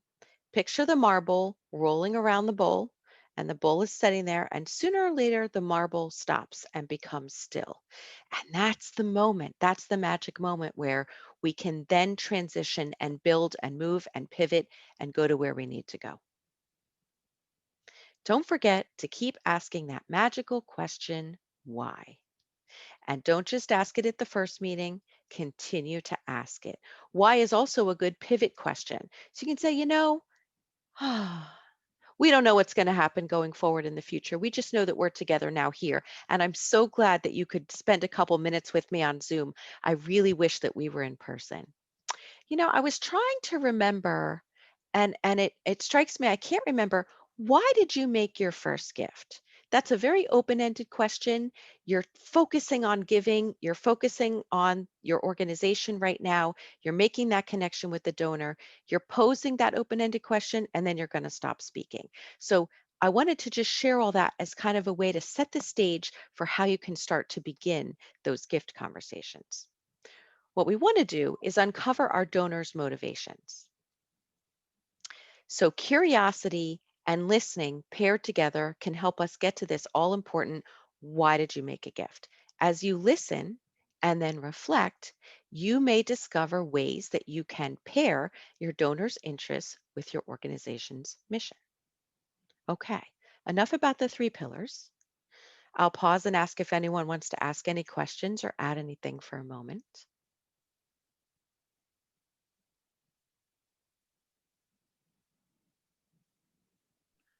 Alexandra, I have a quick question. Please. How do you like to be approached personally? When someone's asking me for a gift? Yeah. It hasn't happened all that often yet, at least person to person. But when I think of how people um, ask me to join a board or to join a team or to do something or be part of a project, I just like people to be very forthcoming and honest at that moment and say, I wanted to check in and see how you were doing, but I also wanted to call to ask you something. So I like the honest, direct approach once we've gone through all of the other stuff. How about you? Can I pose that one back to you? How do you like it? Because I'm sure not everyone likes the same thing that I do. I I think that there are sort of two pieces of it. One is direct is absolutely my preferred method. I hate surprises. If you want to talk to me about something, tell me before, tell me during, and tell me after. And then part two is sort of understanding my philanthropic intent. Um, if if you're asking me because you know me and because you think that there's funds available, that's very different than if you know that my heart goes to children, dogs, the special needs adults. I just feel like that is one of the most important things. Where if you can do that research, which a quick Googling tells you, I love those things. Like come prepared. I time is valuable, and I think that's one of the best things you could do.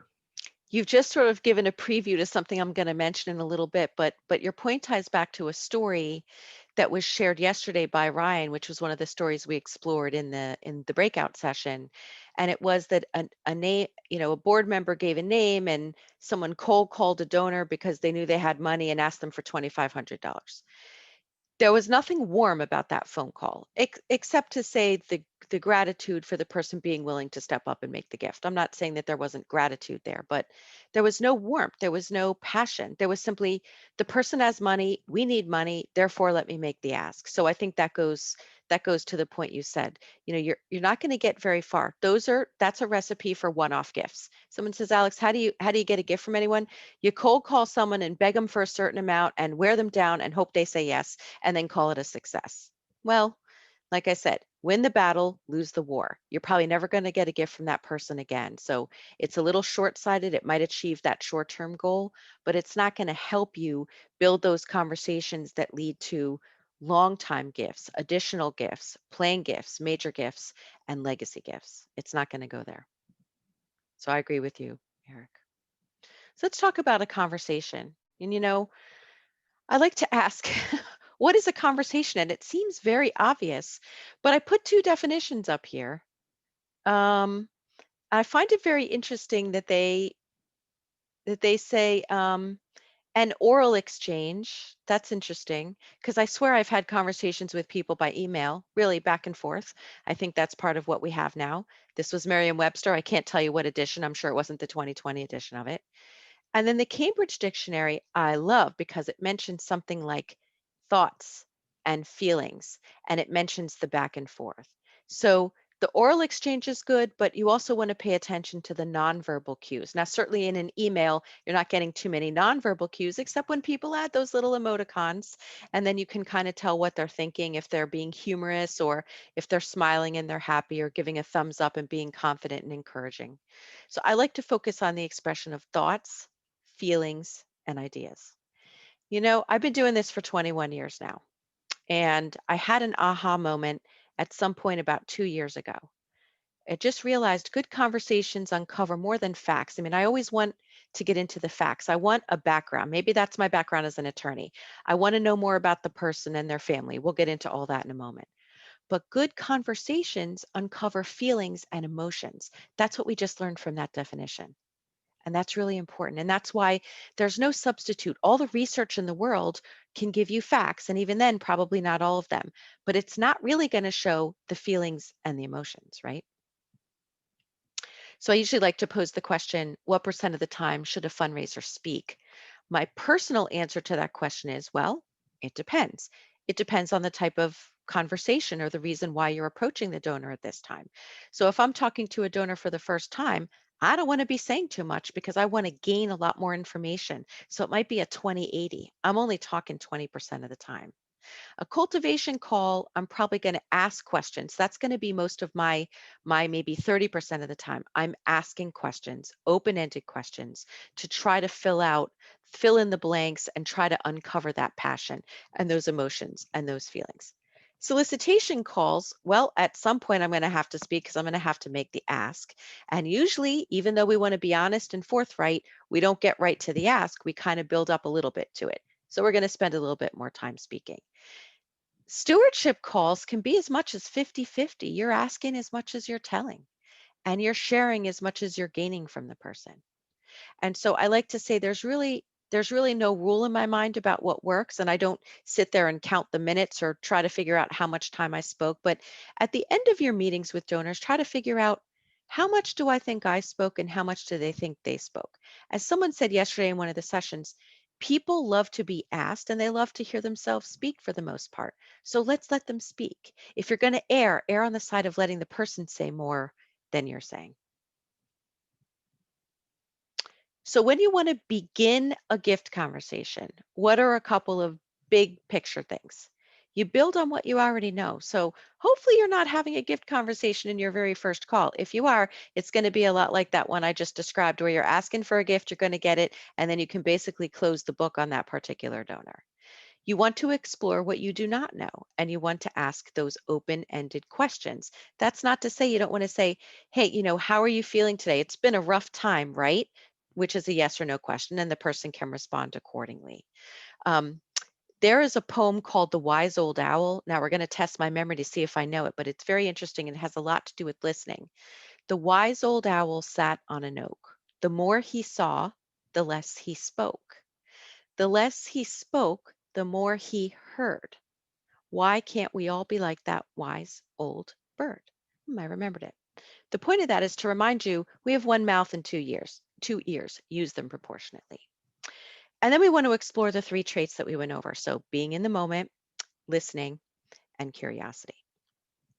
Also, you should pause before you go in. I know some people actually write out what they want the conversation or the meeting to look like in advance. They write out how they think it'll go, how much time it'll take. That's fine. If that helps you organize your thoughts, by all means do it. But especially be sure you understand, what are your goals for this meeting today? As a matter of fact, when you come back to the office, many of us have to file reports to show that we met with the person and what happened during a meeting, or even in a Zoom call. You don't have to be going anywhere for it these days. And I always like to start with, I met with Stephanie for 30 minutes today on a Zoom call. The purpose of this call was X, and then lay it out. And there could be multiple goals of the call. But then think about it. Your goals are only half of a conversation, right? You also have your donor's goals, and most importantly, your donor's timeline if you're going to start talking about a gift. Think about how you got here. Some donors actually broach us. They might call, they might respond to a marketing piece. You may hear from them. You may be given their name at a healthcare organization from a doctor. At a university, a dean could share a name with you, or a professor, or however it is at your organization that you sometimes occasionally get names. In that event, it's almost like the person initiated the meeting and you're just following up to make sure it happens. It puts you in a slightly different light, but you still end up in the same place. Small talk has its place and it's useful. And especially during COVID, I don't think you can jump right into a gift conversation or any conversation of substance until you get over that immediate, urgent, how are you? How are things in your life? If you can't get over that and things are hectic, you do want to stop the conversation right there, not move forward with your gift discussion, and simply say, this may not be the best time for us to have this conversation. Can we reschedule? Don't be afraid to say that. Don't be afraid to not take a gift. These are things that you need to use your pillar of courage and learn how to do. And it gets a little easier, not easy, but a little easier over time to do difficult things like that. If the donor has already made at least one gift, you want to ask that curious, magical question, why? What sparked the initial gift? Though, if you want to ask it that way, the word spark is very action. It's very, ooh, something exciting and good happened.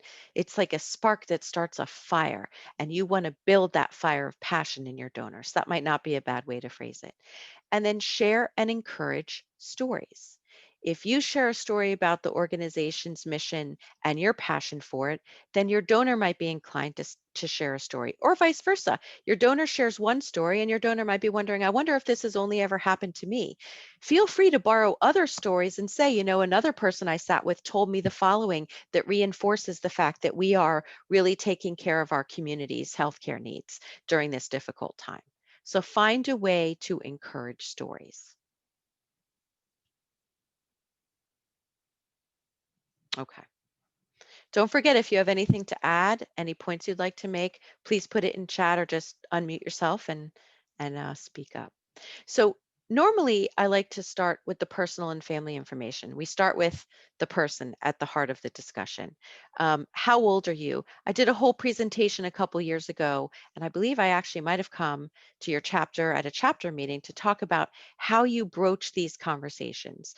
The age thing is really important in plan giving, as we know, because it might determine what stage they're at in their life, whether or not they're retired, whether or not they might be in a phase of having children or grandchildren if they have them, although that's a little bit of a separate issue.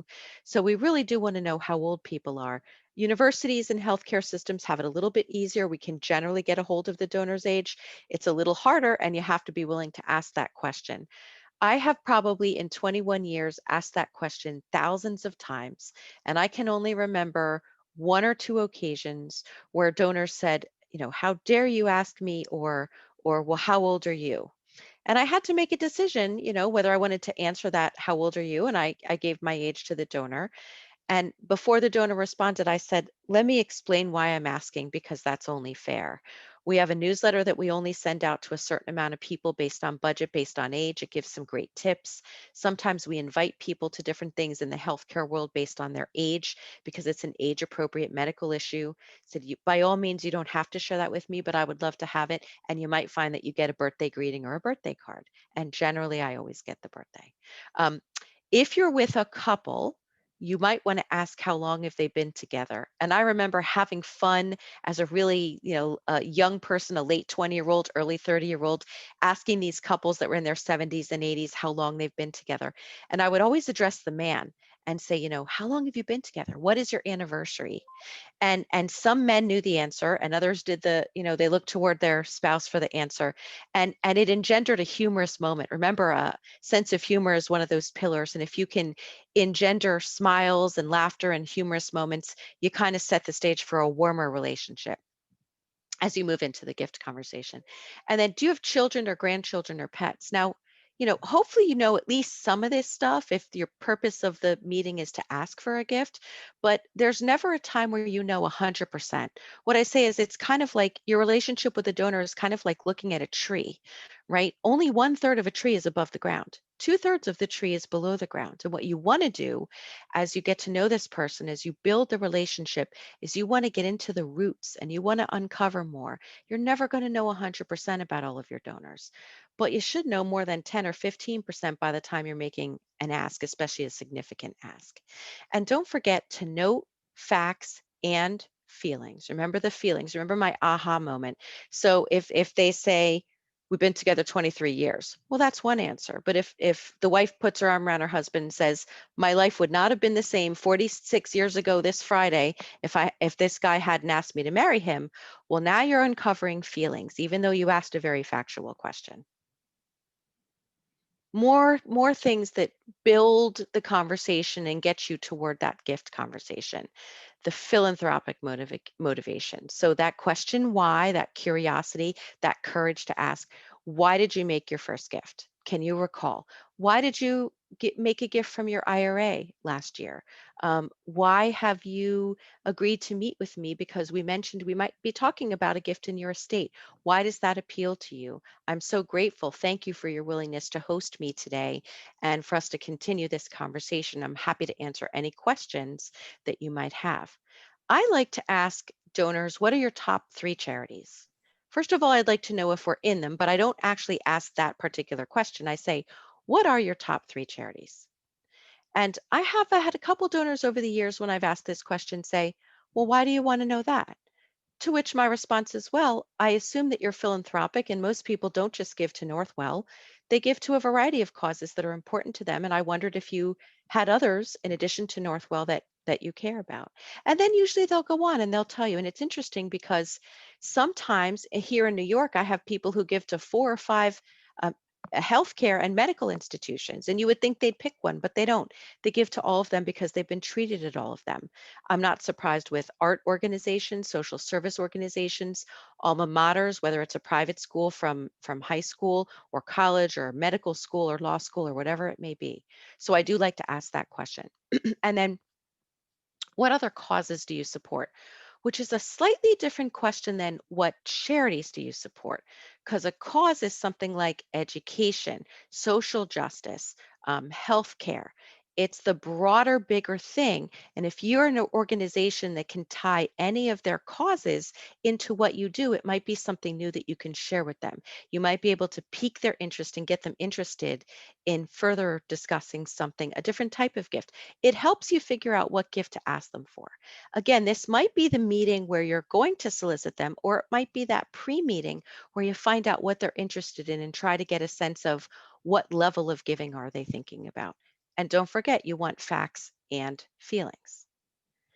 Then you want to kind of get into the current status. Now, we talked about this earlier when we talked about the monkey mind and having to do the imminent and the past and the future, and then kind of settling back down. So hopefully your small talk, which I said is useful and has a role, got you to this point where you can say, how do you feel about the gifts you've made so far? Now, be careful when you're asking that question. You never want to ask a question to which you might not know the answer.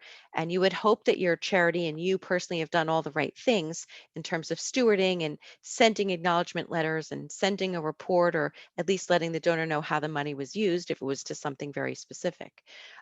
What are your current areas of interest? That's something a little bit different too. And now here's where you can get more pointed as the conversation builds. Is Northwell one of your top three charities? You know, it takes a little bit of courage to ask that question. Obviously, insert your charity, or feel free to use Northwell if you wish. And again, note the facts and the feelings. And now we're going to start honing in on the gift. So you might get to the point where all that in the conversation, the donor's eyes are glazing over, the donor's checking email or phone, the dog's running back and forth. You're getting signals that you might this might not be the moment where you want to proceed with the ask. Even sometimes if you're sitting with a donor at a restaurant, things can happen externally where it kind of ruins the focus.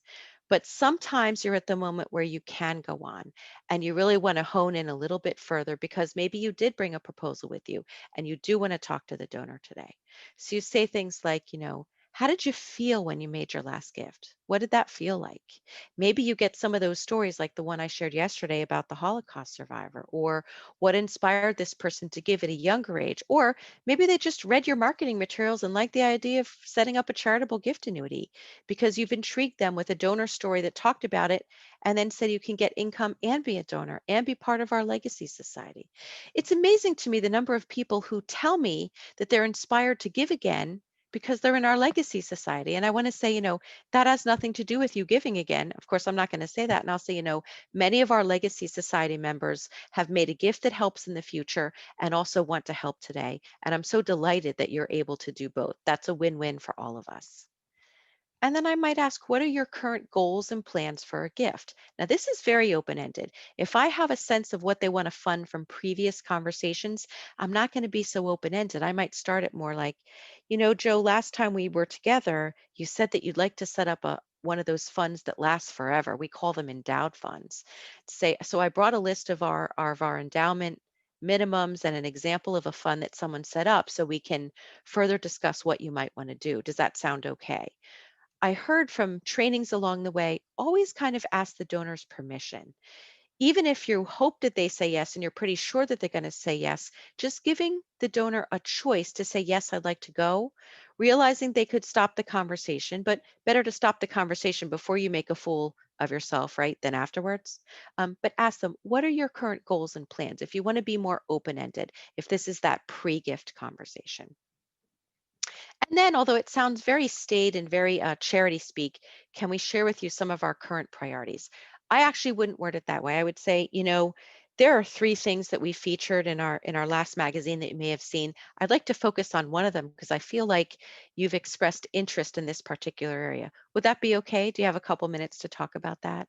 And again, you're asking the donor's permission before you go ahead and jump right in.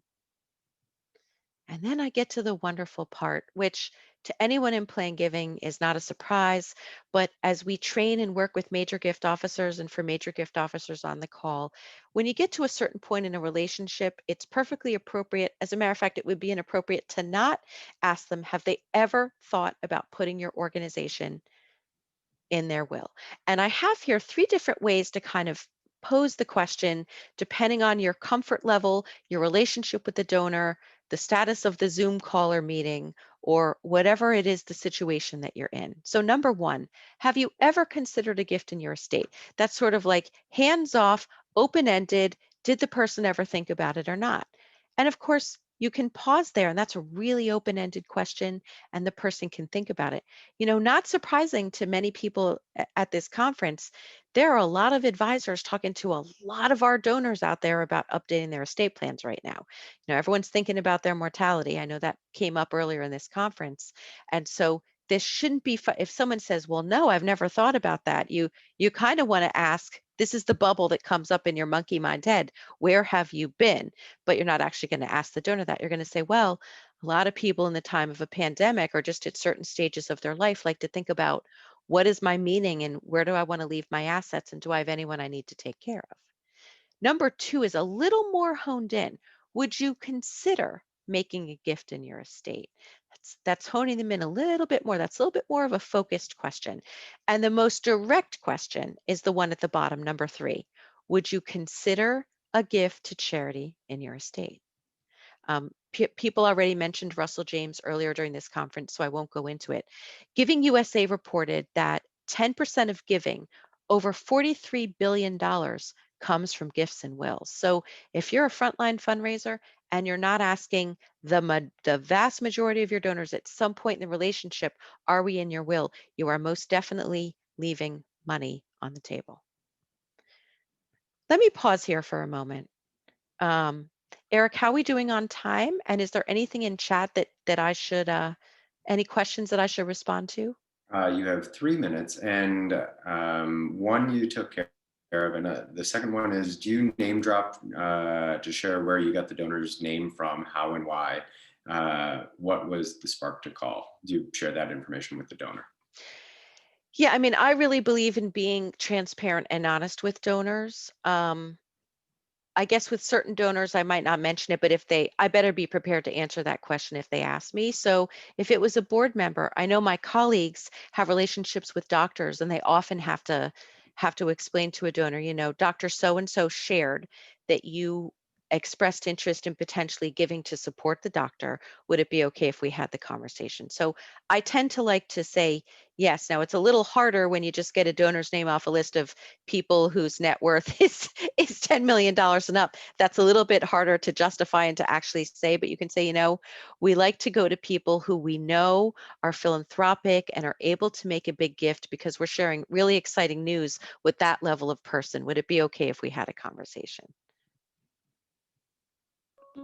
Awesome. And then the second one is just a note from John real quick that says, sometimes I'll ask the donor if they have any idea how much they've given over the years because they're often shocked to know what their lifetime giving was. Absolutely. That's excellent. And the number of years, you know, if you're going to see someone who's made a gift for 20 or more years, what a fabulous way to start the conversation. And it's a little bit, you know, you might wonder why you would do this. Let me explain. I want to say thank you, and I'm gonna sit here and say thank you 20 times. You ready? Thank you, thank you, thank you. And I'll count them out and smile and laugh and make a song out of it. So you have given 20 times to our organization, or I'm saying thank you once for every year you've given to our organization, and say, you know, do you even remember back to why you made your first gift or why you gave this year? And if I could be so bold, why you're going to continue to give and be one of our most loyal and supporting donors. So that's an excellent point. Thank you for bringing that up. Yeah. I mean, I had a one more screen prepared if we had time, and we're not going to have time to go into it, but I always like to ask people, think about what your most meaningful gift is that you as a fundraiser have ever worked on, not that you as a donor have ever given, but that you as a fundraiser have worked on. Think about that. Sometimes that's a question that when I have a good relationship with a donor and they have a couple gifts under their belt, I like to ask them to think about. And it might not always be the biggest gift that they make. As a matter of fact, it usually is not. And then I'll leave you with one final thought. This was from the US Trust study.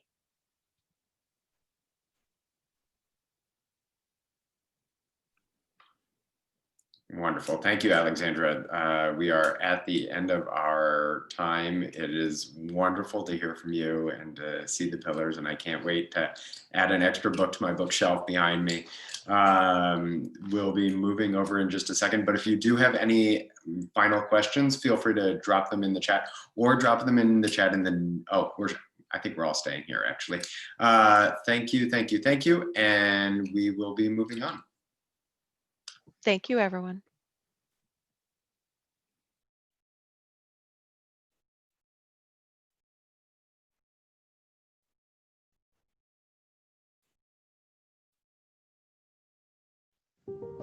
There's good in our world. Between the pain, the barriers, the suffering and struggles of men, women, children, animals, plants, our earth, can be found people working hard to make life kinder, easier, fairer, more meaningful, fulfilling. And standing beside those extraordinary people, the charities, visionaries, change makers, is you. You, just one person, the face who looks back in the mirror, the eyes determined, bright, open, talents ready to be put to work, passion, so much work, so much potential, so much change to be made, an overwhelming amount of need. And at Stelter, you take that individuality, that subject matter expertise, and combine it with the force of your colleagues, your peers, at the call to arms of our nonprofit partners, to collaborate, to create, to advocate, to celebrate, to resonate. And work no longer looks like it used to. It isn't the thing you fear you will waste your daylight on, that you'll give your best years to, that is burning you out as the candlelight wanes. Work is different. The work we do matters to more than you, to more than your colleagues, to more than the company. It makes a difference for more than 1,400 nonprofits, and because of that, it matters. For them, for him and her, for life and meaning, for this and that, for our local communities, our families. Every day, the clients you advise, the emails you craft, the mailings you design, the messaging you strategize, the campaigns you weave together, the things that look so little in the moment. Expand, empower, inspire. They accumulate on top of one another to make a huge difference for the things you care about in this world. You make a real difference.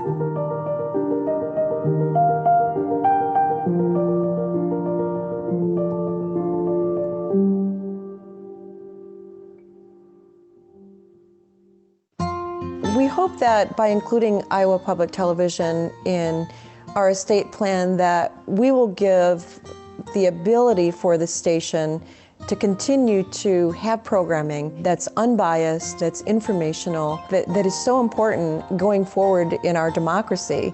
We have a very strong belief in personal responsibility and accountability for the shape and quality of the life around us. So we would encourage other people who feel as we do to take the same stance and provide long-term support for this enterprise. Iowa Public Television just makes me want to talk about it to other people. It creates a conversation. For more information about including a gift to Iowa Public Television in your will, go to iptv.org/legacy.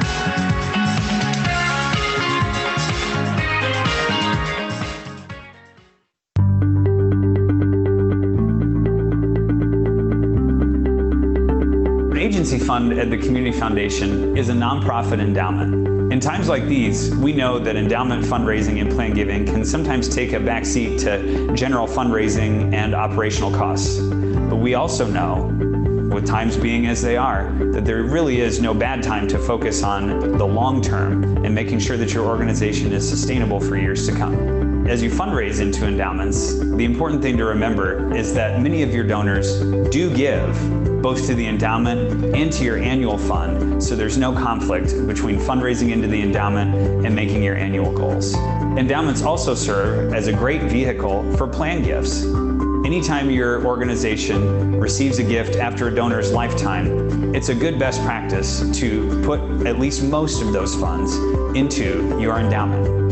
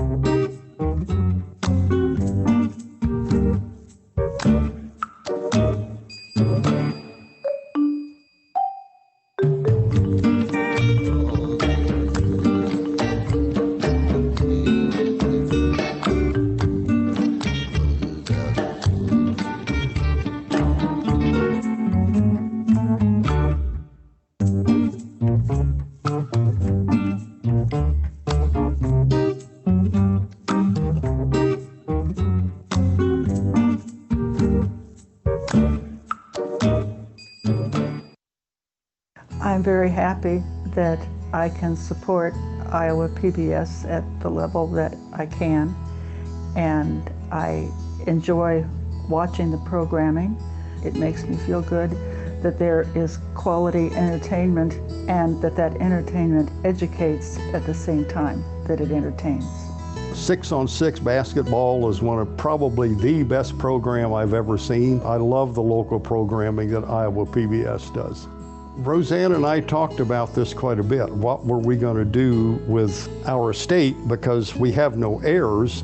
Supporting Iowa PBS with our estate is going to provide more benefit to more people than anything else that we had discussed. So that's kind of when we decided that that's what we were going to do.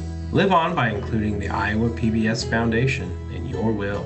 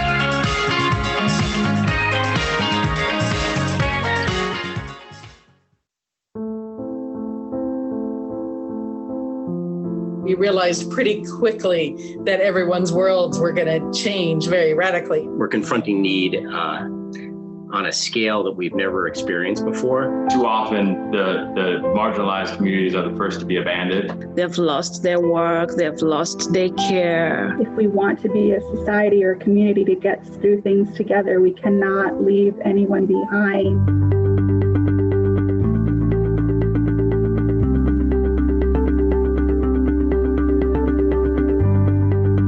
First calls we got was from folks from the Disaster Recovery Fund team. It was a quick response. I mean, we're talking about within 30 days, there is money in the bank to say, we can help. None of us is as good as all of us. I think we've all learned that we're better together. We're in this for the long haul. Better together, better forever.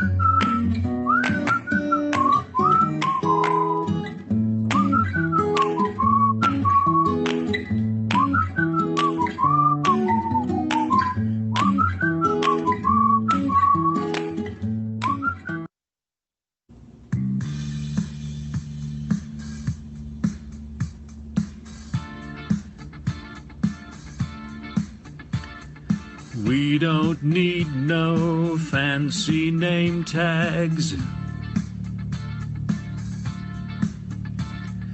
We don't need no conference hall. No catered lunch outside the classroom. No fussing with the thermostat at all. Hey, no fussing with that thermostat at all. Come and join us for our conference virtual. Come and join us for our conference virtual. Come and learn from prudent experts, including Tom Ahern, Patience Boudreau, and our very own Johnny Hayes, and gain much needed wherewithal from the Zen master herself, Alexandra Brovey. Watching from the kitchen or your bedroom, wearing sweats or overalls,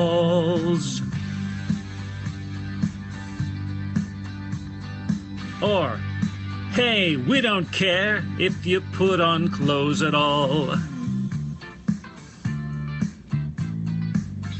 That's the beauty of our conference virtual.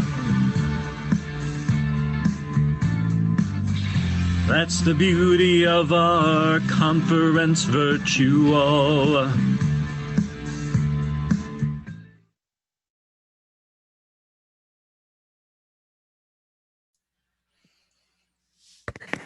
Thank you for entertaining us, John. You happen to be on camera right now, and I want to say thank you on behalf of everyone. We've gotten a lot of messages just randomly pop in to Mike and Brooke's emails, as well as, I think, a sentiment that's shared generally. So thank you for your talent and your good sense of humor.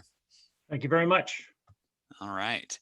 I think my colleague and my boss, Lynn Yance, is up next, and we will encourage her to take it away. Thank you, Lynn.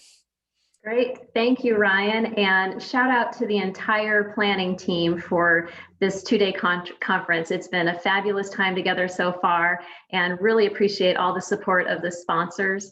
I'm pleased to be here today to represent the Community Foundation of Greater Des Moines, and we're very grateful to have this time with all of you this morning.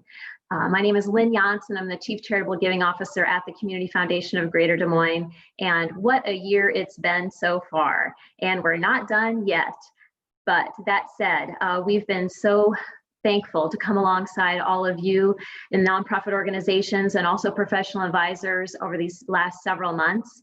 And I would like to share a brief video with you this morning to talk about how our community has really been rising up to respond what we've been experiencing over the last several months. So bear with me and we'll get the video kicked off.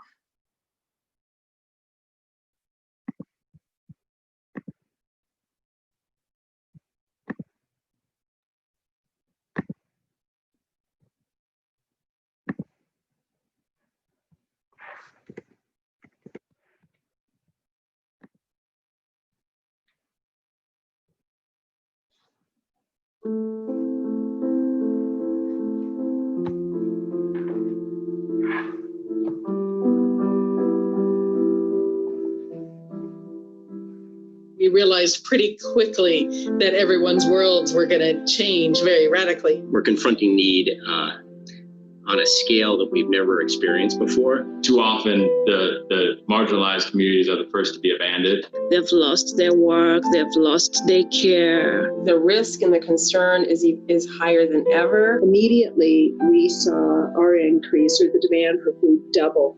It's proven to be very lethally disproportionate for the Latino community in Iowa. If we want to be a society or a community that gets through things together, we cannot leave anyone behind.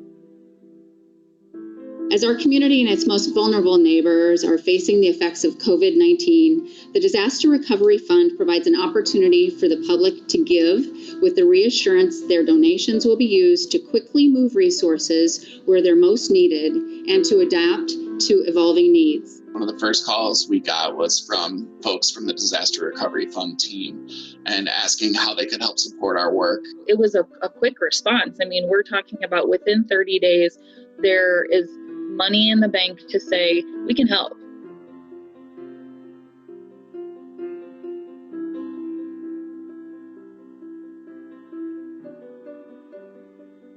The disaster recovery funds that came to us immediately allowed me to pay for food. It was just that simple. It was the food that had to go out the door to people whose refrigerators were empty, and Community Foundation was there.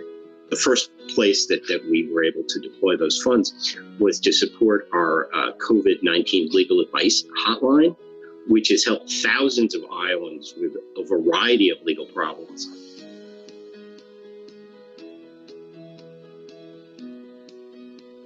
We've been educating community members on what's going on and also their rights. They have a place where they can just call and say, hey, this is my needs, and someone will be there for them.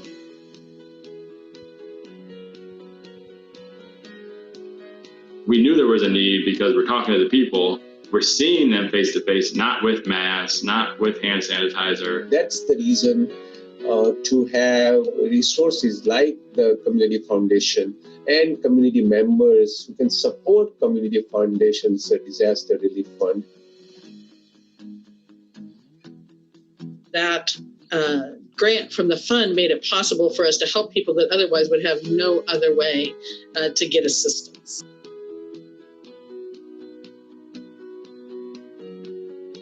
Helping them keep those basic needs on, like electricity, water, and for households with children, I've had people request, hey, just help me with the internet bill so that my kids can stay connected. Even one of our family members who was being evicted, you know, when I brought him food, it was like, you know, other people might need it more than me.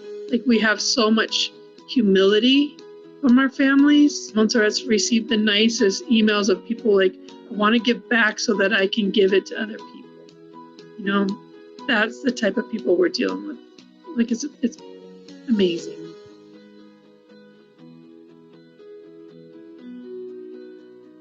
Trusting community providers who are the boots on the ground to say, this is what we need, this is what we see, is super important. And it's also so reflective of the Des Moines community.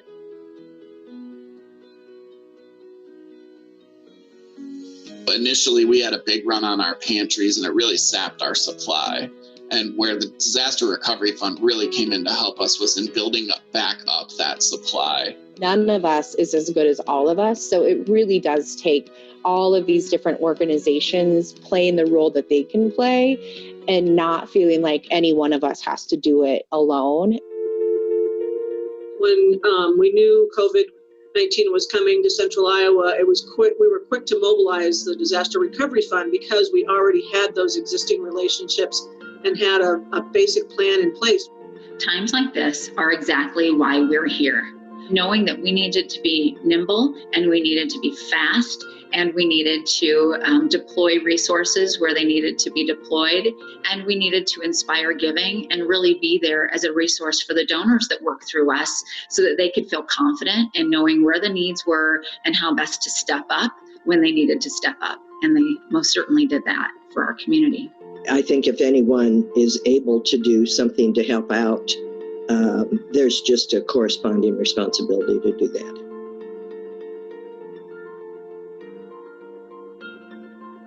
The Community Foundation has excellent stewardship with the funds, and equally important, its ability to help determine what the needs are in the community and how to best direct the funds to help those needs. That challenges us to just think so broadly. You know, so yes, there's arts and cultures that are culture that are extremely important. There's all the basic needs.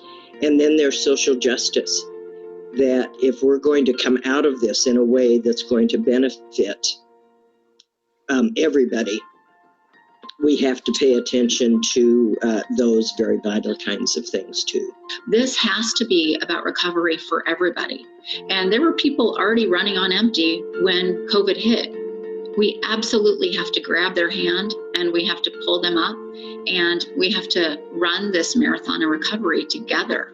The Community Foundation of Greater Des Moines is there to bring people together during times like this and to really be a pillar in the community that everyone can lean on.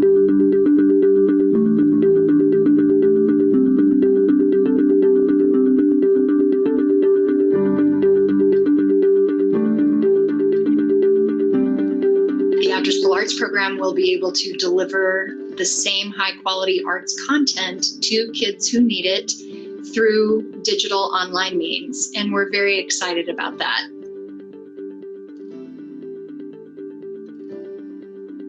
Mental health services are absolutely imperative. So we're just so grateful that we could continue almost seamlessly with delivering services to people, thanks to the Community Foundation and thanks to many in our community who stepped up and helped.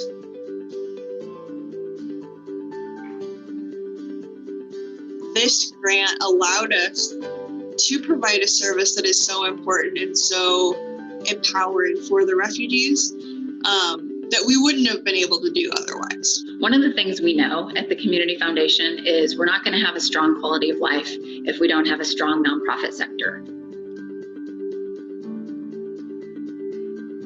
Well, good morning. We have folks that are still joining us, but it's my pleasure to... I think that the most important component is to get outside of our comfort zone. Challenge ourselves to get outside of our comfort zone. Nobody's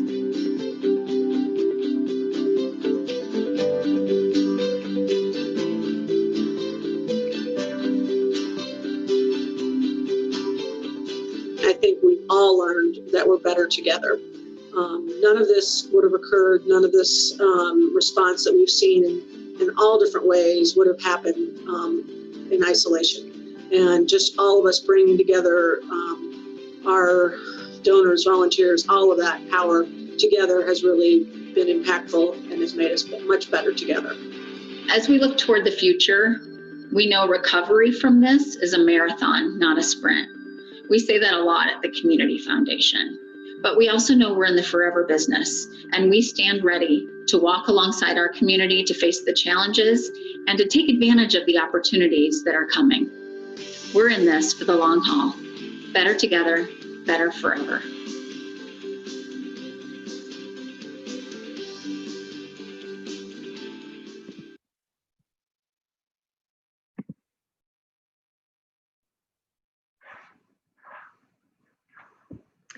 So with that, again, I say thank you to all of our nonprofit partners throughout the community that have been doing so much over the last several months.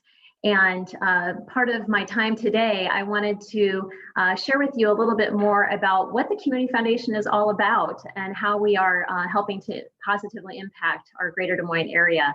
You know, Tom mentioned in his comments earlier this morning that sometimes people really don't know what a community foundation is. And so on the screen here, you'll see our mission is to improve the quality of life for all by promoting charitable giving, connecting donors with causes they care about, and providing leadership on important community issues. Here's just a few facts about our local community foundation.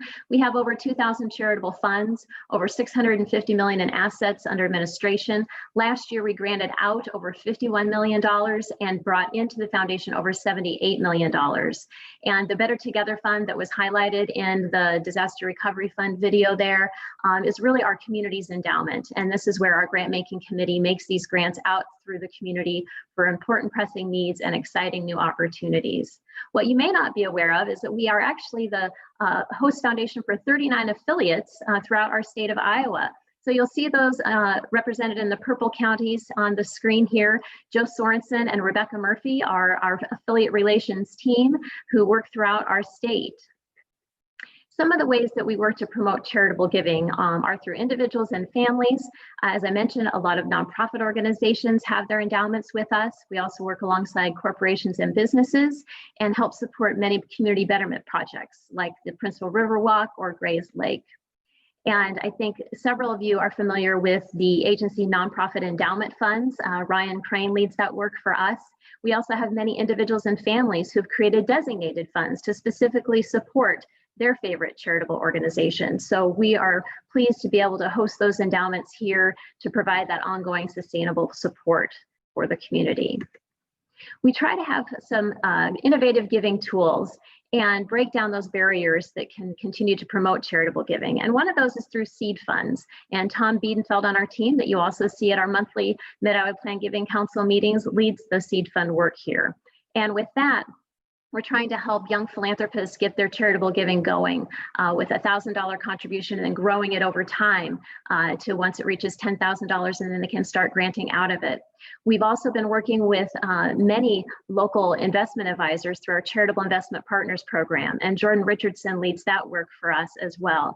And we now have over 60 investment advisors throughout the Greater Des Moines area and throughout the state who invest the charitable assets in those charitable funds for their clients. So we're very pleased to work alongside many of you financial professional advisors who are on the conference today. And I'll talk about the next 3 bullets coming up here shortly. Most importantly, we really are excited to connect donors with causes they care about. And Sarah Reichart is leading our family philanthropy work. We meet with families sometimes on a regular quarterly basis, young children as well as adult children, and really helping to connect their passions to those causes that mean the most to them.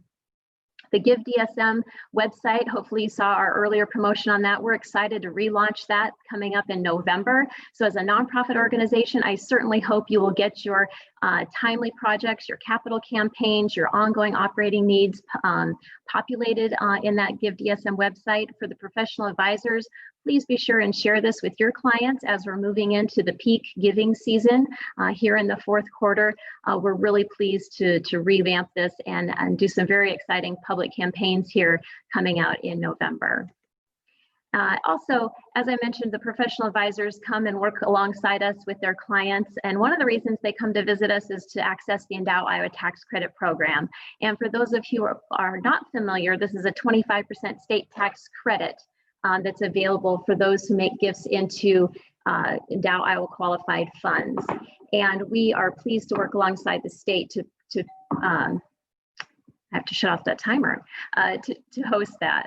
We also work with a lot of individuals and families on their donor advised funds and provide legacy funds. And this is an opportunity for you all to consider donors that want to support multiple charities through a legacy fund that they can name in their will or their estate plans and make those distributions after their lifetime and have the flexibility to change that along the way.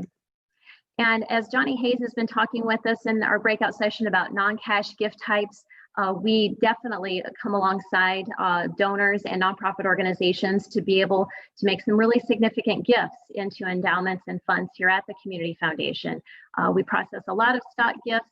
We've helped provide transactions with privately held corporations, real estate, and including vacation homes, and also very importantly, one of the greatest assets in our state, gifts of farmland and other agricultural assets such as farm machinery. So really, first and foremost, wanted to say thank you again to all of the sponsors that have been so instrumental in bringing this conference to all of us. It's been a great day and a half, and I wish you all well as we finish out this very dynamic year that we've been experiencing. And please reach out to any of my colleagues here at the Community Foundation and let us know how we can be helpful to your organization or to the clients that you serve. So with that, I will turn it back over to Ryan. Thank you so much, Lynn. Really appreciate the remarks about the Community Foundation. And of course, I'm biased, but very much appreciated. Let's take a moment, if you haven't done so already, and confirm that you are where you want to be as Barb works to zoom us out. So in room A, we have Tom Ahern.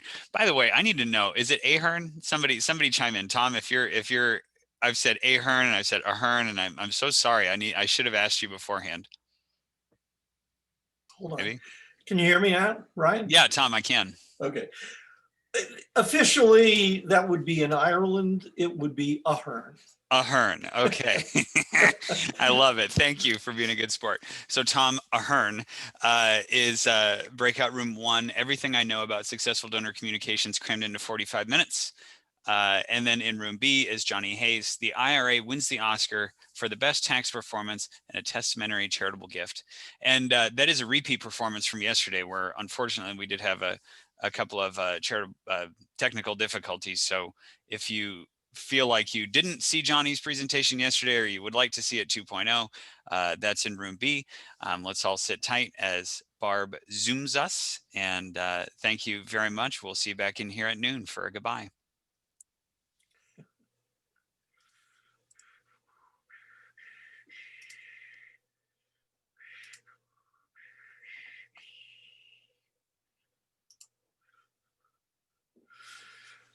Okay. Anybody hear me? Okay. Hey, Tom. I'm actually going to go ahead and say a few words before Tom speaks. I'm just going to give everybody a minute to zoom in and zoom out real quick.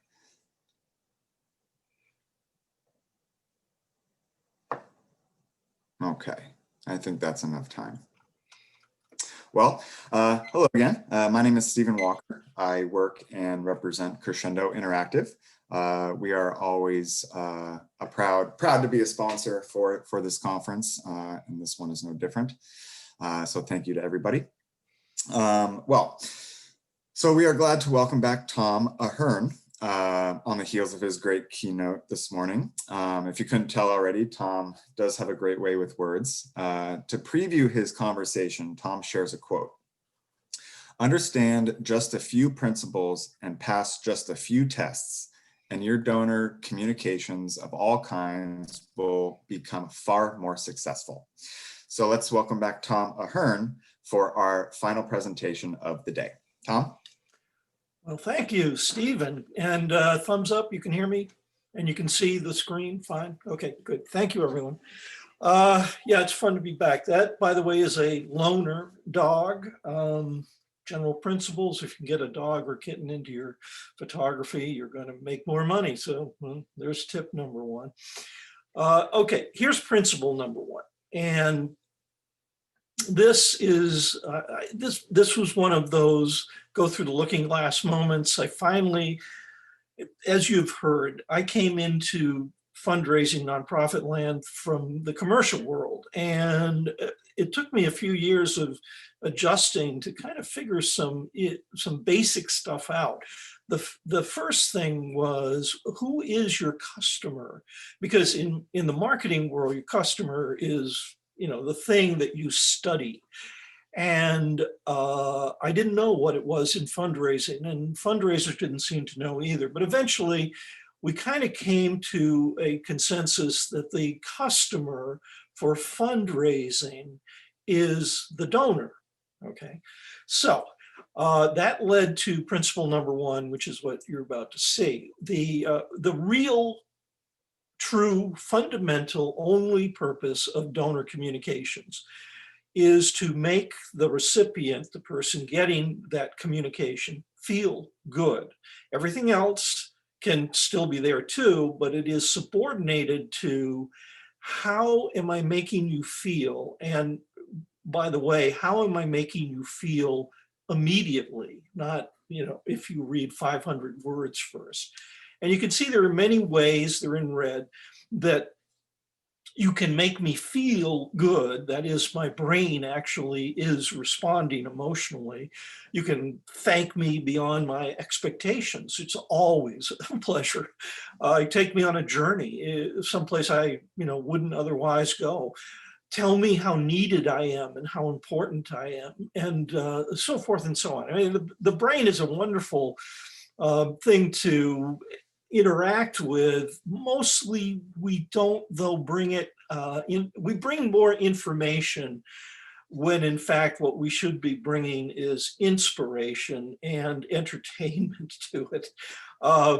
Okay, here's an example of what I'm talking about. This is the top half above the fold of a print newsletter that just mailed this week. And it was developed over 9 months by this nonprofit, USA for UNHCR. Now, they collect money in the United States for refugee camps overseas. And some of these, the planet has many things happening right now. And one of them is we have an explosion bigger than anything since World War II of refugees. There are something like 70 million refugees. And some of them are in camps, some are not, some are just living wild, basically trying to get by. And we did research for USA for UNHCR and found out that people were giving to this cause for an unsuspected reason. This was a surprise to us too. What we discovered was that many, the preponderance, 80% probably of the donors to this cause were Americans, obviously, but they were Americans who were saying something. What they were saying was, we don't like the immigration policies that are currently in place. And America used to be where refugees longed to go, and now we are no longer the #1 place in the world that resettles people. So they're saying two things. They're saying we want to help other people who are in trouble, but they're also saying this is what I think as an American. So when we named the newsletter, we threw out what they had and renamed it Because You Care. Your newsletter, you'll see why the word you begins later in this show, exclusively, and that's an emotional trigger, for compassionate Americans, so we're giving you a little pat on the back, who care about refugees. Basically every word there, and the image, which is of a young Rohingya woman in Bangladesh who is doing volunteer medical care for her community. All of that is there. Everything there is there for a reason. Okay. Principle number 2. So that was principle number 1. You make me feel good, and you make me feel good fast. Very important. Fast. Principle number 2. Research that was done by the Institute for Sustainable Philanthropy. That would be Adrian Sargent and psychologist Jen Shang. The statement on the screen is what their research proved. And, you know, you might look at that and go, okay, yeah, but I mean, really, that they had the research done? Yes, yes, they did, because in fact, most charities do not behave this way in their donor communications. Remember, that's the only thing we're talking about now is donor communications. Major gift officers, planned giving people, oh yeah, you're all over this, but when you move your attitude, when you move to the attitude of most what you'd call maybe retail donor communications, they lose that friendliness, right? The likability factor. Okay. Lisa Sargent introduced you to her earlier in the keynote, and here's another tweet from Lisa. And these are the things, you know, she's suggesting when you talk to people, you use this kind of language, you know, not thank you for your gift. That's the thing to avoid. Thank you for your courage, your faith, your trust, loyalty, vision, resolve, you know, whatever works for your particular audience, but don't thank my wallet, thank my sense of self. So, where do you find these adjectives, like some of the things you just saw there with Lisa Sargent? It turns out we have a survey, and it's very simple. And I'm going to take you through it, and almost nobody in the world has seen this because it was just developed in the last couple of years. And when I say developed, I mean brought to perfection. It was developed over 15 years, but brought to perfection. So now it works. It's very reliable. We get the kind of information we need.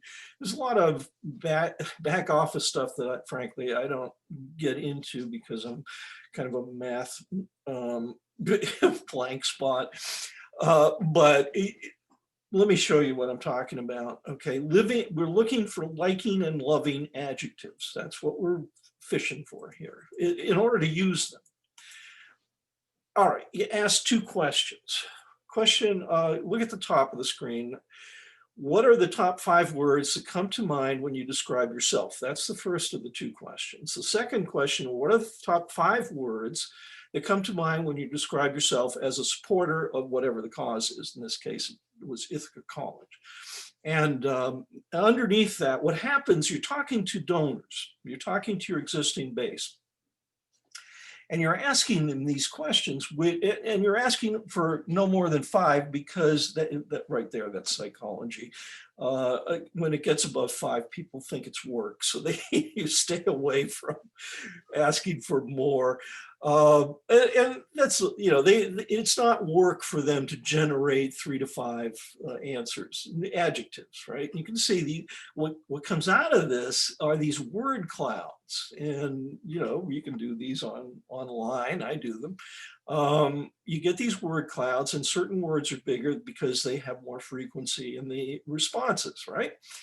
All right, so let's go to an actual example of a client who did this and then what they did with it, which is what I'm trying to explain. Maybe not successfully, I don't know. So on the left is the word cloud that is their response, this charity, which is called the Royal National Lifeboat Institution. And it's in the UK. And it's an all-volunteer group who go out and specially design boats to save people from drowning, right? And they save a lot of people from drowning. And They're beloved. They've been around since about 1830. You know, it's an island nation. They work all around the island, saving lives, and everybody's proud of them, right? And so on the left, again, the word cloud. Look at the big words. How do you describe yourself? Retired, old, but also caring and happy and friendly and active. And those are the words that were most common, the bigger words. And then on the right, how do you describe yourself as a supporter of the RNLI? And you can see that some of the words overlap in these two sets, right? So that's what you're actually looking for, is where is the overlap? So you got caring in both word clouds, you got helpful in both word clouds, and now you have something to work with. Now you have an insight into the best self, so-called, that's another psychology term, best self of somebody. And as it says here, Jen, you know, that's Loch Ness, there's the inch, we're teaching a master class, this is 2020. And I'm taking down notes as she's speaking, and she said, this is designed, this survey is designed to create what she calls a mirror vocabulary, right? Now, what is a mirror vocabulary? This takes us to another concept in donor communications. This concept is that your communications to me, email, digital, website, you know, mail, newsletter, appeals, whatever, what all of that is, besides supposed to make me feel good, is a mirror. And you're holding that mirror up to me and you're saying, this is who you really are. You are, and then you see these words here. Now, those words were from Jen's doctoral thesis, actually, her original research. And where'd she go? She went to Carnegie Mellon, I think. And she went out searching for what adjectives do we use in America to describe a good person, you know, somebody that you want to be living next to, your neighbor, your friend, the teachers who teach your kids, what's a good person in America? And look at the words that she was able to find: kind, caring, compassionate, so forth and so on, right? Many of those words directly relate to philanthropy. And so people, their best self, again, that's a good concept to also recall, their best self is one of these or several of these or all of these for that matter. And that's what a mirror vocabulary is what are you telling me about me that I can then, enjoy, for instance. So here's another quote from Jen up there at the inch. When there's an overlap between the word clouds, response rates rise. Now that's the important part, response rates rise. One of the promises of this masterclass is that within 12 to 18 months, you will double your income, your charitable income, donations coming in. And it more or less happens. It happens not because you do different things, it's because you speak in a different way in your communications. And even a one-word overlap between those two word clouds is producing a significantly higher response. So let's go back to RNLI and show you what they did with those two word clouds. They took the overlap, which was caring, is one of them, and they put that through, thought about it internally, and Jen helped them as their kind of temporary resident psychologist, helped their creative team to come up with language that reflected that overlap, that caring overlap, right? And this appears on their homepage, on their website. You can see the date, coronavirus update, 17 March. So this is as the coronavirus is beginning to take over the world. And they decide they're going to devote their homepage to try to make people feel better. So they say this: you're part of our crew, and crew members look out for each other. Watch a special message for you, and I'm going to show you what that message is. And the language there, even though the word caring is not there, the word caring is behind that language. We're caring for each other. We are a crew. So you start the video. Hi, my name's Dave. Now remember, Dave is a volunteer, one of their beloved volunteers. They all kind of look like this unless they're female, because they're both genders, but they're, competent people. They're the kind of people you want living nearby in case you need to get some help or something. And the boat you see in the background, the yellow boat, is one of their specially designed rescue boats. And Dave starts talking. He's talking about the coronavirus, and you're probably feeling uncertain about the future too. That's why I wanted to get in touch, Dave says to the viewer. We're sending our support to you. Notice the type got much bigger. You're part of the crew, and crew members look out for each other. Thank you so much for thinking of us in the past. That is, you are a donor and been thinking of us in the past. Right now, we're thinking of you too. And that was the entire message. There was no ask in this particular video, right? And that was all based on those two little word clouds. And it is, it makes people swell with feeling. Okay, so those were two principles. Here's principle number 3. I'm about to simplify donor communications to 2 images. Image on the left is a recruiting poster from World War I that sent 10 million young men to the trenches, many of whom did not come back. And all it is at that time, well-known general pointing at you saying, we need you. That's it. That's the entire message.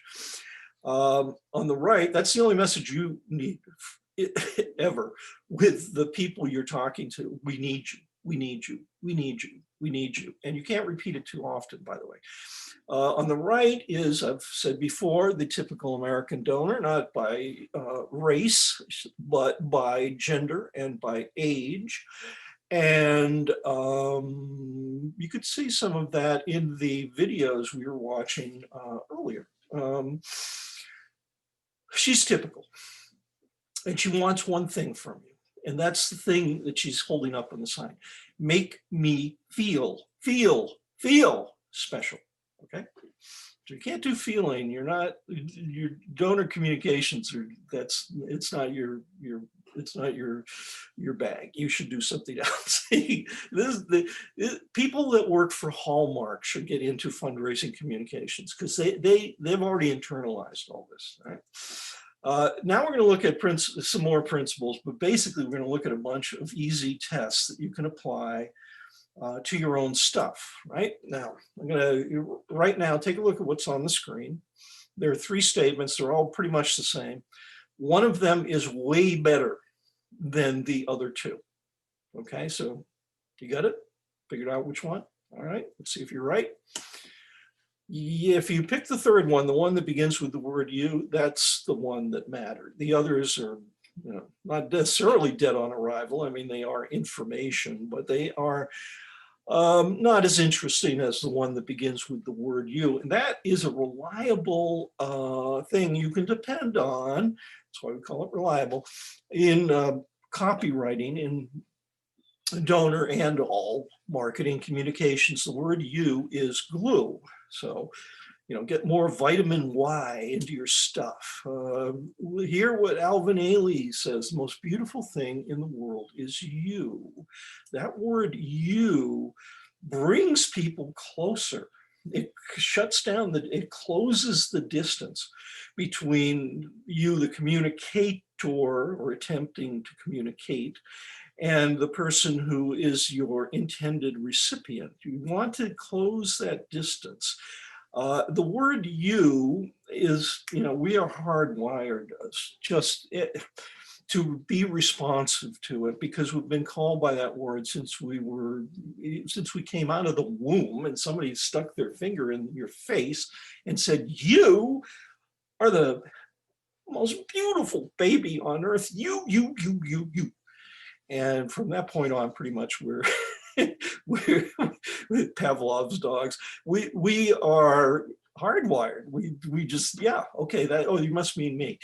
And you can see, again, we're quoting Jen Chang, and the way she looks at this as a psychologist is that you are connecting to my sense of self. And that can be who I am, or who I wish to be, my best self. So this is Nashville Rescue Mission.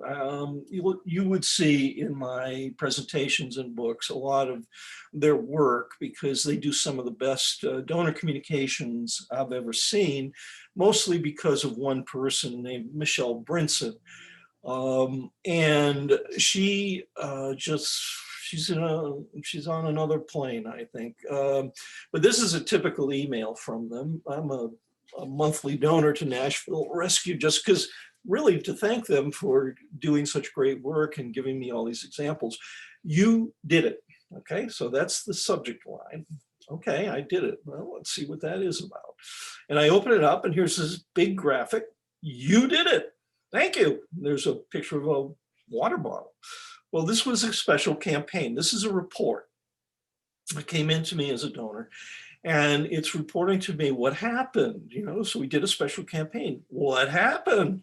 Well, we started by asking for 144,000 bottles. They work with people on the streets, the homeless, and so forth. They're trying to keep them hydrated during a hot summer.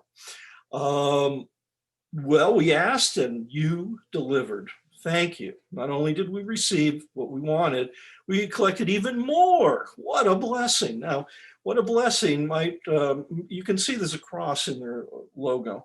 This is a faith-based mission. A lot of the supporters are church congregations, and they do amazing work. But what is to me most amazing is the quality of their donor communications. Now, here's a tweet, and Jen Chang had commented on this. What it says basically is that in your donor communications, my reader's eye should never be more than an inch or two away from the next you. That's kind of, it's a guideline, not a rule, but it is, there's an intent behind that. And let me show you what that intent is. Now, you're looking at a direct mail appeal for a big hospital, nonprofit hospital system in San Diego. And this particular appeal brought in more than 35,000 new donors over the span that we used it. It was operational for about 7 years or so.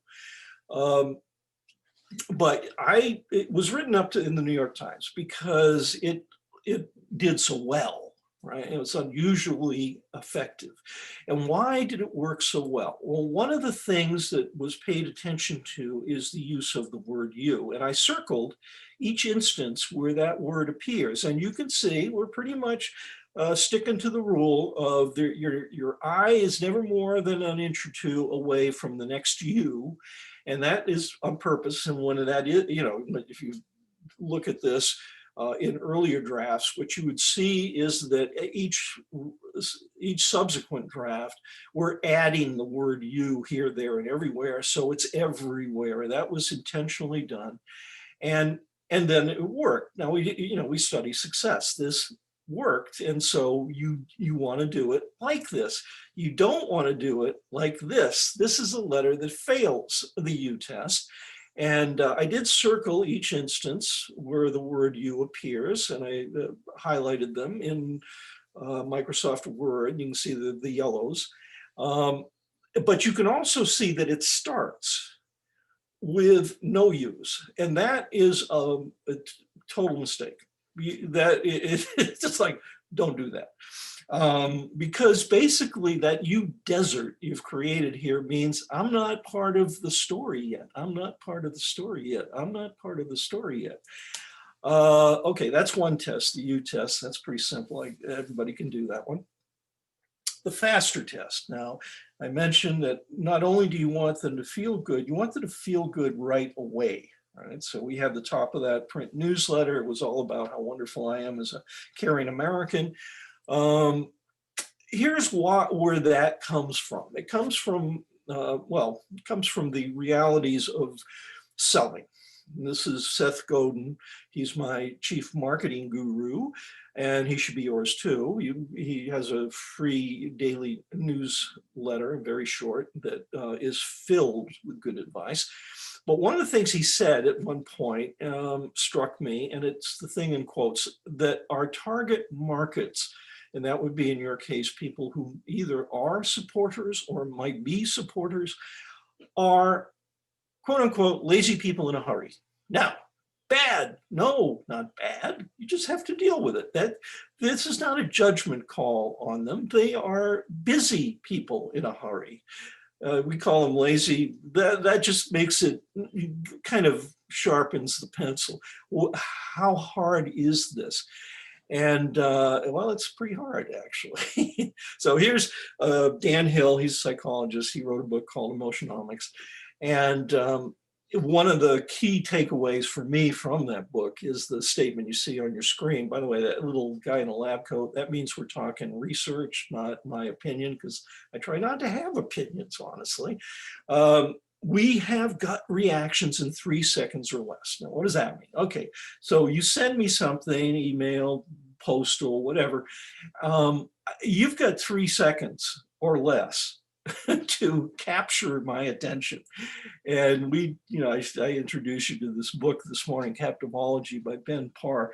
It's worth reading because this is science. And he's telling you, okay, these are the things you can do to get my attention quickly, right? Now, here's what you don't want to do. We just saw this letter, and like I said, it failed the U test. Well, it failed every test, basically. Here's the opening paragraph. It's 4 lines deep. That's wrong. I scored it in Microsoft. You can see what the scores were. Reading ease is 45. That is subpar. 55 is the minimum. The grade level is 11, which is way high. And it should be around 8 or less for good direct mail. This is bad direct mail, basically. And if your stuff looks like this, then you're sending out bad direct mail, stuff that is built to fail, not built to succeed. What does it look like when it's built to succeed? Well, here's the very same letter, only with a new front end, and taking that first paragraph that was 4 lines deep and exploding it into two-line paragraphs. The reason for all of this, don't even read it, just look at it. The reason for this little ladder of 1-line paragraphs is your brain isn't warmed up when it encounters a letter.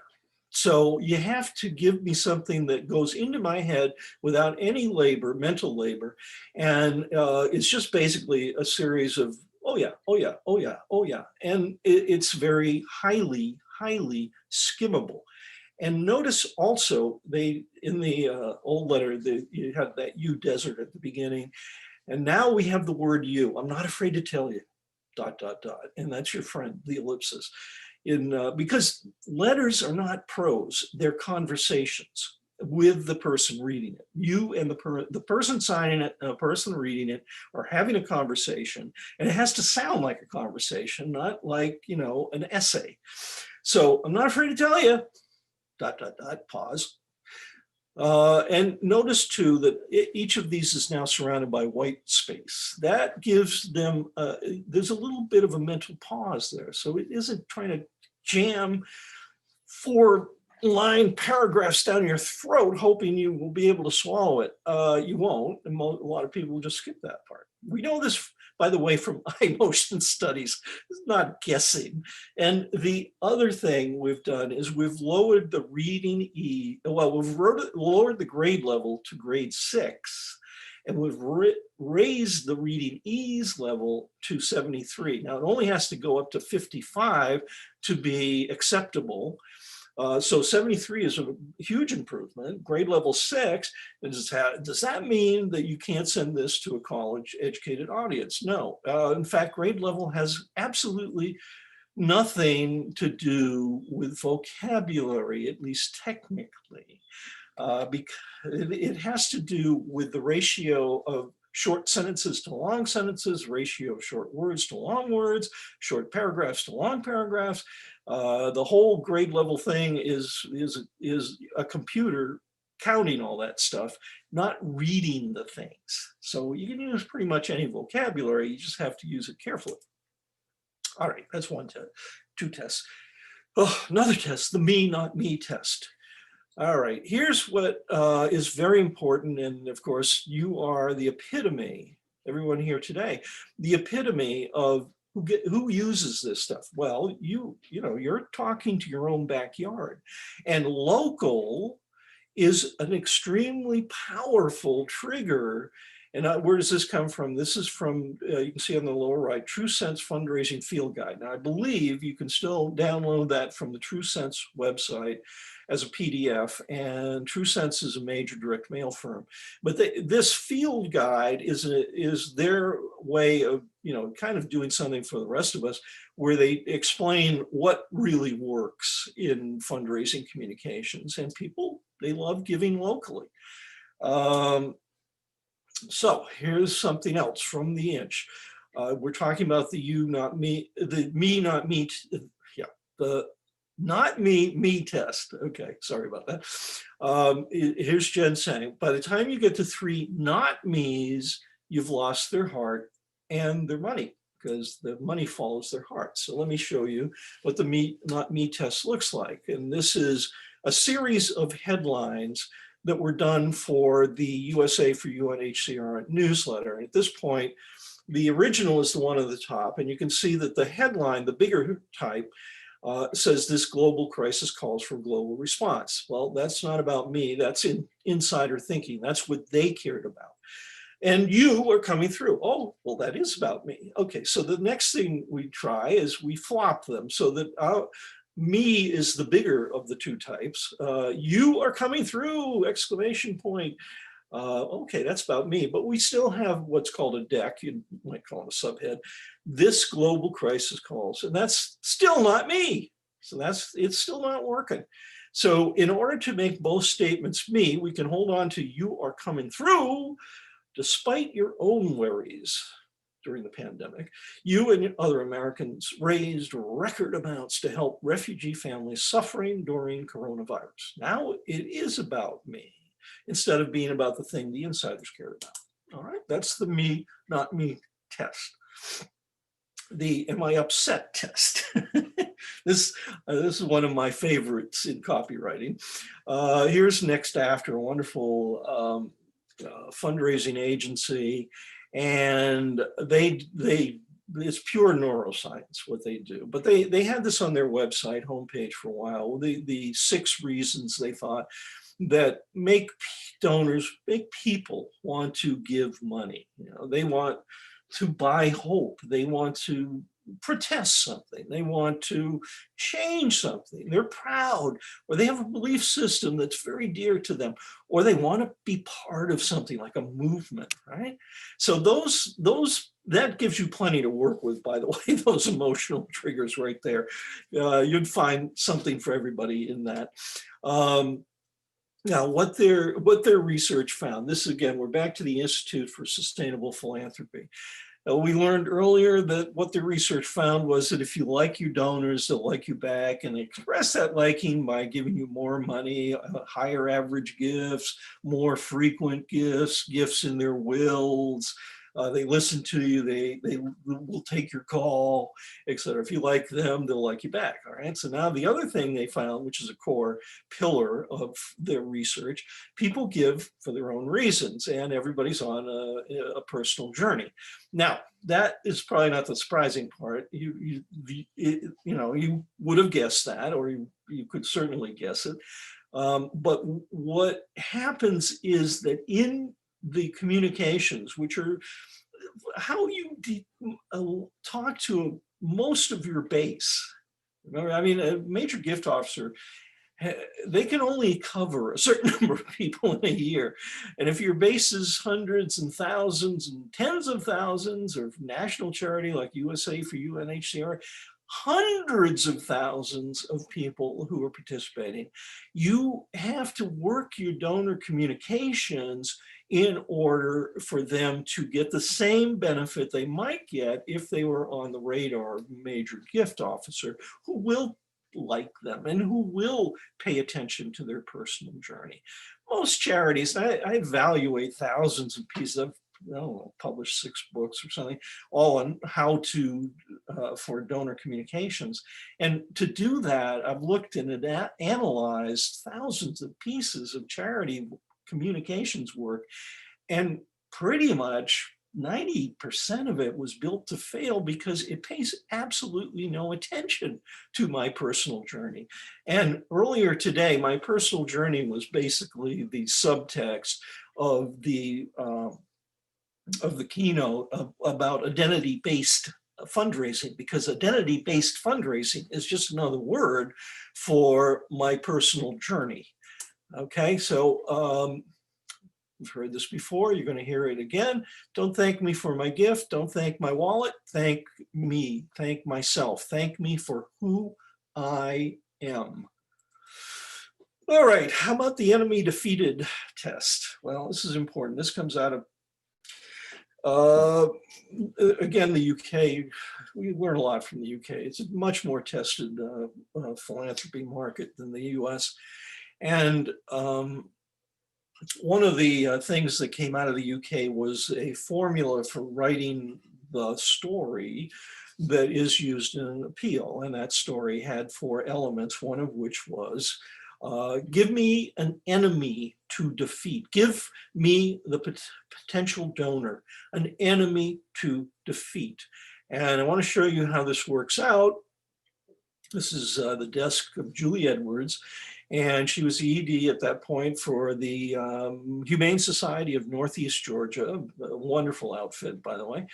And this is the cover letter for a new print donor newsletter she was sending out, which made plenty of money. And notice how it starts. It starts with a lot of love for the donor. You have a heart of gold, solid gold, and your shiny, beautiful heart knows no bounds. I see your heart in our work every day. Now, many of you are saying, puke, puke, puke. I couldn't write this way. Well, this is how you should write to make the most amount of money. This is what we teach at the Inch on Loch Ness in Scotland, is how to get past yourself and write this way, because this will raise a ton more. But then it gets into the fight. It gets into your heart. She's talked about how my golden heart. Now she said, your heart comforts, rescues, that's their name for the little kitties and puppies, like Lydia, as they recover from unimaginable pain. They don't step away from that cruelty. They step into that cruelty. And why? Because research, we know, shows that with animal rescue charities, if you totally step away from human cruelty, you will start to lose donors and you will start to lose money. So the fight must continue, as it does. Now, you do still have the cuteness factor, the puppy and the kitten at the bottom. Plus, she's asking for feedback, and that's always a good thing. Here's a cover letter written by Lisa Sargent, and it is for Trocare, which is an Irish Catholic charity that collects money to do good works elsewhere. And in this case, they're going out to a segmented part of their audience, people who have given for 25 years. And they had enough people who have given for 25 years. It is Ireland, it is Catholic, but you know, they never stop. And so what do we give them? We give them a top, we give them a special seal. You're a 25 year supporter. That's love right there. But then we remind them of one of the biggest fights in that 25 years, the genocide in Rwanda, which they tried to contribute help to after the calamity, after the disaster, after the awfulness. Trocare went in and provided aid, and the people supporting that aid were the people who are the Trocare supporters. All right, so I'm going to quickly go over Donor Communications 101 because sometimes there is a major